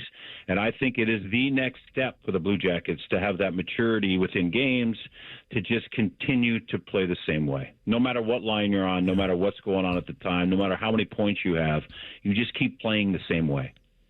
Buddy, we're about a quarter of the way into this thing. There are 14 teams in the Eastern Conference that are 500 or better. That is a lot of overtime games. Yeah. A lot of injuries. And I go back to last season, and I was just kind of talking with Bob McElligott on the plane the other night, because I told you all he does is talk. And I said, think of all the teams last year who thought, they were in a playoff race in the East. You know what I mean? There was that feeling of they were in it all the way through, and I think that's carried over into this year. I think a lot of teams have made adjustments. The younger players are getting better. They learn from that opportunity of being in that race. There's teams that have made changes and overachieved and been, I'd say overachieved, but are higher than expected, like the Pittsburgh Penguins. Everyone had them written for the bottom. So there's a combination of things, and I really just think everyone understands the urgency, especially the teams that were in the playoff race and missed by a point or 2 or 4 or even 6, to get back and be the team that was the Montreal Canadiens last year and snuck in. So that's and there's a lot of parity, a lot of missed goaltending. Hasn't been great everywhere, and I think the teams that are at the top have really, really good goaltending. And teams that have kind of leveled off and insured things up have good goaltending. I think in the next 20 games, you're going to see a little more separation here, though. The injuries are mounting up too far around, and teams now, I think that, the schedule has changed a little bit. You see the Blue Jackets, a lot of West, a lot of Western games. I think we're going to see a lot more East here. Actually, not for a little bit, but once we get to that East on East, like tonight, I think you're going to see a lot more of that, I guess like this whole week. You're going to see more separation. This is why games like this is why this stretch is so important. These are all divisional games. It's a divisional game tonight. It's a divisional game on Friday, and it's a conference game on Wednesday. So these are all massive ones. But here's the deal. There's so many overtimes. I know it. Like, look at the Blue Jackets. I think overtimes are up 10% to the 20-game mark this year. Shootouts. So it's like, okay, teams play it safe. They want to get the extra point late in the game. The goaltenders, everybody's on page. It's so if you have a week of that, there's not going to be much movement at all. If every team of this week gets a point and one team gets 2, well, then guess what? There's not a huge swing in the standings. It's true, very much. All right, buddy. We'll talk to you again. Genuine math right there. That's Canadian math. It's a good job out of you. It's a very good job. We'll talk to you soon, buddy. Safe flight back. We'll talk to you on Wednesday. All right, thanks. Have a great day. And let's see. I'll talk to you before Thanksgiving, so we'll do that on Wednesday. All right, buddy. Talk soon. There it goes. A little bit of Shelley time on the Bryan Heating Cooling Systems fan guest hotline. 3 things and an NFL game to pick tonight as well. It's all coming up next. Bishop and Friends right here on the Fan. Eggland's Best, the only eggs with more fresh and delicious taste, plus superior nutrition. Eggland's Best, better taste, better nutrition, better eggs. The Daily Ryan Day Show is brought to you locally by your Central Ohio Toyota dealers and by Hyde Park Prime Steakhouse on the Fan, Ohio's sports destination. This is the Ryan Day Daily Show, brought to you by Safe Light Auto Glass. Coach, 42-9 win over Rutgers. Just your thoughts on that victory. Well, senior day, so great to see our guys end with a win. And Cade Curry had a huge play in the game. I thought he played really hard, overall, when you win the rushing yards the way we did, over 250, and then holding them to 66 on 35 carries. That's a hell of an effort. Guys played hard, guys played physical, and so now it's on to the rivalry. 4 running backs scored touchdowns in this game. You've said the running game was coming along. How pleased are you right now? And it looks like it's peaking at the right time. Well, it needs to be. Yeah, we need to have balance. And guys played physical, guys played hard. You could see that. A lot of guys involved with it. Got the ball spread around. Max Clare had a really nice game. And it was good to see. And it was good to see us have a couple explosive runs as well. Good to see James get to the second level. And I think overall on offense we average over 7 yards a play. When we ran the ball, I guess 38 times. So efficiency was really good, and ball security has better be tight. We had too many balls on the ground today, so we better learn from that real fast. But the effort was there, and it was good to see our seniors lead the right way on the field for the final time. We'll have a final comment after this. Hi, this is Paul Keels. This Buckeye season, don't let a broken windshield ruin your game plan. Safelite Auto Glass makes it easy to get your windshield fixed with their mobile glass shops all over Central Ohio. They can come to you anywhere, giving Buckeye fans more time for game time. OH? Man, I love that. Schedule at safelight.com. Safelite Auto Glass is a proud sponsor of Ohio State Athletics. Safelite repair, Safelite replace. Buckeye fans, choose Chill. Coors Light is cold lagered, cold filtered, and cold packaged for a smoother finish. It's got that crisp, refreshing taste that makes those moments when you choose to rise above the noise and choose Chill even better. Coors Light is a proud sponsor of Ohio State Athletics, so crack one open and take a sip. Coors Light, choose Chill. Celebrate responsibly. 2025 Coors Brewing Company, Golden, Colorado. Beer. Injuries part of the game. Obviously, Carnell and Jeremiah did not play. It's a wait and see, right? Well, yeah, it's day to day right now, and I wish I could give more of an update, but it's really that's what it is, and these guys are going to do everything they can to get back on the field, and we'll just try to take it day to day. That's all we can do. You said it just a minute ago. It is rivalry week now. How quick do the thoughts go there, and what are you feeling? Yeah, we're really excited about it. The locker room's fired up. Now we're playing for hardware, and the guys know it, and so it's going to be a good night's sleep tonight. Wake up tomorrow and get right after it. This is the Ohio State Sports Network from Learfield. For over 37 years, Buckeye Nation has known Hyde Park Prime Steakhouse for serving the best steaks in the city. Our thick-cut, aged steaks are a staple in Columbus, with 3 locations in Upper Arlington, Dublin, and downtown. And just like the Buckeyes, we strive for excellence and an experience like no other. Hyde Park is proud to introduce the newly added wine room at our downtown Columbus location, where a new elegance in dining surrounds you, creating the ideal setting for any occasion or the perfect night out. Hyde Park is a proud sponsor of Ohio State Athletics. Go Bucks! Toyota-thon is on. Get in the spirit of the season with a new Toyota. Now through December 1st, get 4.75 APR financing on remaining new 25 Corollas and Corolla hybrids. Excludes GR and Corolla Cross. Or lease a gas-powered 26 Corolla LE for $199 a month for 39 months with $36.99 due at signing. With approved credit through TFS. Tax, title, and license extra. Call 1-888-36-TOYOTA for details or go to toyota.com. Toyota, let's go places. Toyota-thon is on, and there's no better way to get in the spirit of the season than with a new Toyota. Like the family-size Highlander and the bigger, more powerful Grand Highlander. Now through December 1st, you can get 4.75 APR financing on any remaining new 25 Highlander or Grand Highlander, including hybrid models. With approved credit through TFS. Plus, you get Toyota Care 2 years, no-cost maintenance. For complete details, go to toyota.com. Toyota, let's go places. At High Bank Distillery, they believe every pour should tell a story. Their Whiskey War spirits tell the story of Prohibition in every sip and was awarded the best blended whiskey in America 3 years running. Enjoy High Bank's nationally recognized spirits distilled right here in Ohio. Drink the best. Forget the rest. Learn more at highbankdistillery.com. Getting cold feet? Call Care Heating and Cooling and we'll fix your furnace fast. Call 1-800-COOLING.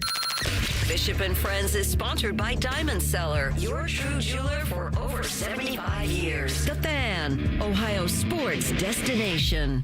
The final season of Yellowstone might just be Bo's dad live on YouTube. What's the difference anyway? This is Bishop and Friends. And we've got a Monday Nighter. We sure do, gentlemen. The Carolina Panthers are across the country to face division rival, the San Francisco 49ers. Bo, I don't understand this spread because the Carolina Panthers are the best team in the history of the NFL, but the 49ers are favored. Big number at home, 7. Yeah, it tells me somebody knows something because otherwise, I mean, I was really expecting this to be like Carolina 31.5, minus 31.5, something like that over the Niners. I thought it'd be at least a 4-score game. So the fact that the Niners are favored by 7 tells me somebody knows something. I'm going to go Niners to take care of business just because somebody has to know something for this to look this way. I like the Niners, and I'll throw the 7. Give me Carolina. The Panthers can't be stopped. They'll lose, but Reese, you're 9-4. Nice week for you. Good job. Yeah, are we doing pushes? Yeah. Okay. Yeah, you always get a push. It's Cool. not a loss. And I'm 8-5. So we'll either be tied or you'll have a 2-game win this week, one way or the other. What do we have in the poll today, Reese? A Daily Fan poll asks, do you have more confidence in Ohio State's offense or defense playing well Saturday against Michigan? 95% say the defense. Yeah, and I just think because you haven't seen receivers in a month. You haven't seen Carnell Tate since Penn State. Haven't seen Jeremiah since halftime last week. So I think that's probably where that comes from. Everything else has been very, very good. Time for 3 things on a Monday. Hit it, guys. Thing or not a thing? 1, 2, 1, 2, 3 things. Sponsored by Scioto Downs. Your play, your perks, your Caesars Rewards spot. Had a really nice Sunday. Number one for me, had a really nice Sunday morning, and the Browns didn't play until 4, so we had a little bit of time. So the boys were kind of sitting around on phones, and I'm like, all right, let's go. So we took Buddy Garrett. We went to the woods, and he is such a I've trained him pretty well, so like he won't go far. Like if I whistle, he comes back every time. So we went in the woods. First time that Buddy's been like around creeks and rivers and some sort of a little bit of terrain situation. The dude had the time of his life. The boys were in full panic, especially Beamsy. He kept thinking he was going to run away. I'm like, dude, I have the food. He's not going anywhere. We're fine. But we'll do it again. He had a lot of fun in the woods, and the boys had a lot of fun chasing him around. First thing for me, the guys over at 11 Warriors did the leg work in this. Snap counts in the game against Rutgers. 64 offensive snaps for Ohio State. Julian Saint had 52 at quarterback. Lincoln Keenholz had 12. Brandon Innes had 53 snaps at the wide receiver spot. David Adolph had 48. Bryson Rogers, 23. Mylan Graham, who could probably say is in the doghouse, 12. Yeah. Doesn't make a lot of sense to me. First thing for me, as a kid that grew up in the 90s, this week was really hard for a long time. But then Tressel and Urban took care of business, and you felt pretty confident coming into this week. Then the last 4 years happened. And I'm trying not to be negative heading into this game, and I'm usually a negative fan, but I'm trying not to be that because I just know Ohio State has the better team, and I was feeling pretty good. And then I woke up this morning and realized my phone that was working at 1:35 in the morning because I got a text message from Jody Shelley when he landed in L.A. saying he was good for today was no longer working. So now I got to go replace my phone today when I get out of here. And then I hear that Kirill Marchenko gets hurt at practice. This is not a good Monday to start rivalry week for me, daggone it. It's not what you needed, Bake. This is not the Monday you needed. Go with the Apple phone. Now's your time. Now's the chance. Gosh. That way you can all be blue when we have the text messages. Number 2 for me. So people say, why are you so crabby around Thanksgiving? Well, I don't really care for the food much, to be honest. I don't care for it that much. It's not something I'd ever order at a restaurant. So it starts there. And then it hit me. It's partially because I have to do 3 Thanksgivings this week. 3 Thanksgivings is a lot. It'd be one thing if it's just 1. I got to do 3. This is where the fatigue comes from, kids. That's a great many Christmas. It's a lot of Thanksgivings, Reese. How many Christmases you got coming up? Oh, my God. The whole month. Whole month of every Saturday is a different Christmas. The whole month of December never ends. Second thing out of me, I want to give credit to whomever asked the question in the YouTube chat about the oldest first-time NFL MVP. We're having a conversation about the LA Rams, and if Stafford were to win it, he would be tied age-wise with Rich Gannon, who won it at 37 years old in 2002. The thing would be if they award it after February 7th, then Stafford would receive the award at 38 years old. Wow. He's 37 right now. February 7th is the birthday for Matt Stafford. I interviewed him as a 5-star prospect at in Tallahassee. He was visiting Florida State on his way to Georgia when he was 16 years old. It's pretty cool. Yeah. Second thing for me, we got our assignments for the state football championships last night, and those weekends are always busy for me, but mine's a little busier this year, and it's pretty cool. The past couple years, I've done color for one of the games, and I'm going to do that this year for the Division IV game with our buddy Brendan Gulick, so I'm excited about that. I also found out that I'll be doing play-by-play for the Division VII championship game this year, so I've not done that for a state championship football game yet. Pretty excited about that, and for that weekend in 2 weeks. Do you have a game this weekend? I have not. I'm supposed to. I have not gotten that. We usually get those emails this afternoon sometimes, so I've not received that yet. Okay, so you could have this. You could have St. Henry. Could be possible. Yeah, be very cool. Finally, real quick, my wife Sunday decided that was a good time at 8:30 in the morning to have 3 people come over here and help her wrap the banisters with garland. It didn't age well for me. Yeah. What are we doing? Like garland's the green stuff, right? That's right. Yeah. Guess how many D batteries it took for the garland? A great many. 18. Does it have lights? Yeah. Okay. It's illuminated. It's magic. Final thing from me. It looks like we're going to get some more interesting drama with Bill Belichick and his girlfriend Jordan Hudson. She claimed over the weekend she's going to be suing Pablo Torre. Okay. Who did extensive reporting on her, I guess, influence of the North Carolina football program. I feel like if you're Bill, this is the last thing you need because someone's going to be reporting on a potential lawsuit or potential court cases. Guys, don't go anywhere. Rothman and Ice coming up next. 12:30, Jim Lachey. 1:30, Adam King. 2:30, former Buckeye Greg Fry. Congratulations to him, by the way. His son Jackson, the starting quarterback for St. X, a little upset over Elder this week. They're in the Final Four. Very cool. You have that to look forward to, which is nice. We're back tomorrow. Bishop and Friends right here on The Fan. It's finally here. Rivalry Week. Sponsored by your Central Ohio Toyota dealers. We're talking about the Buckeyes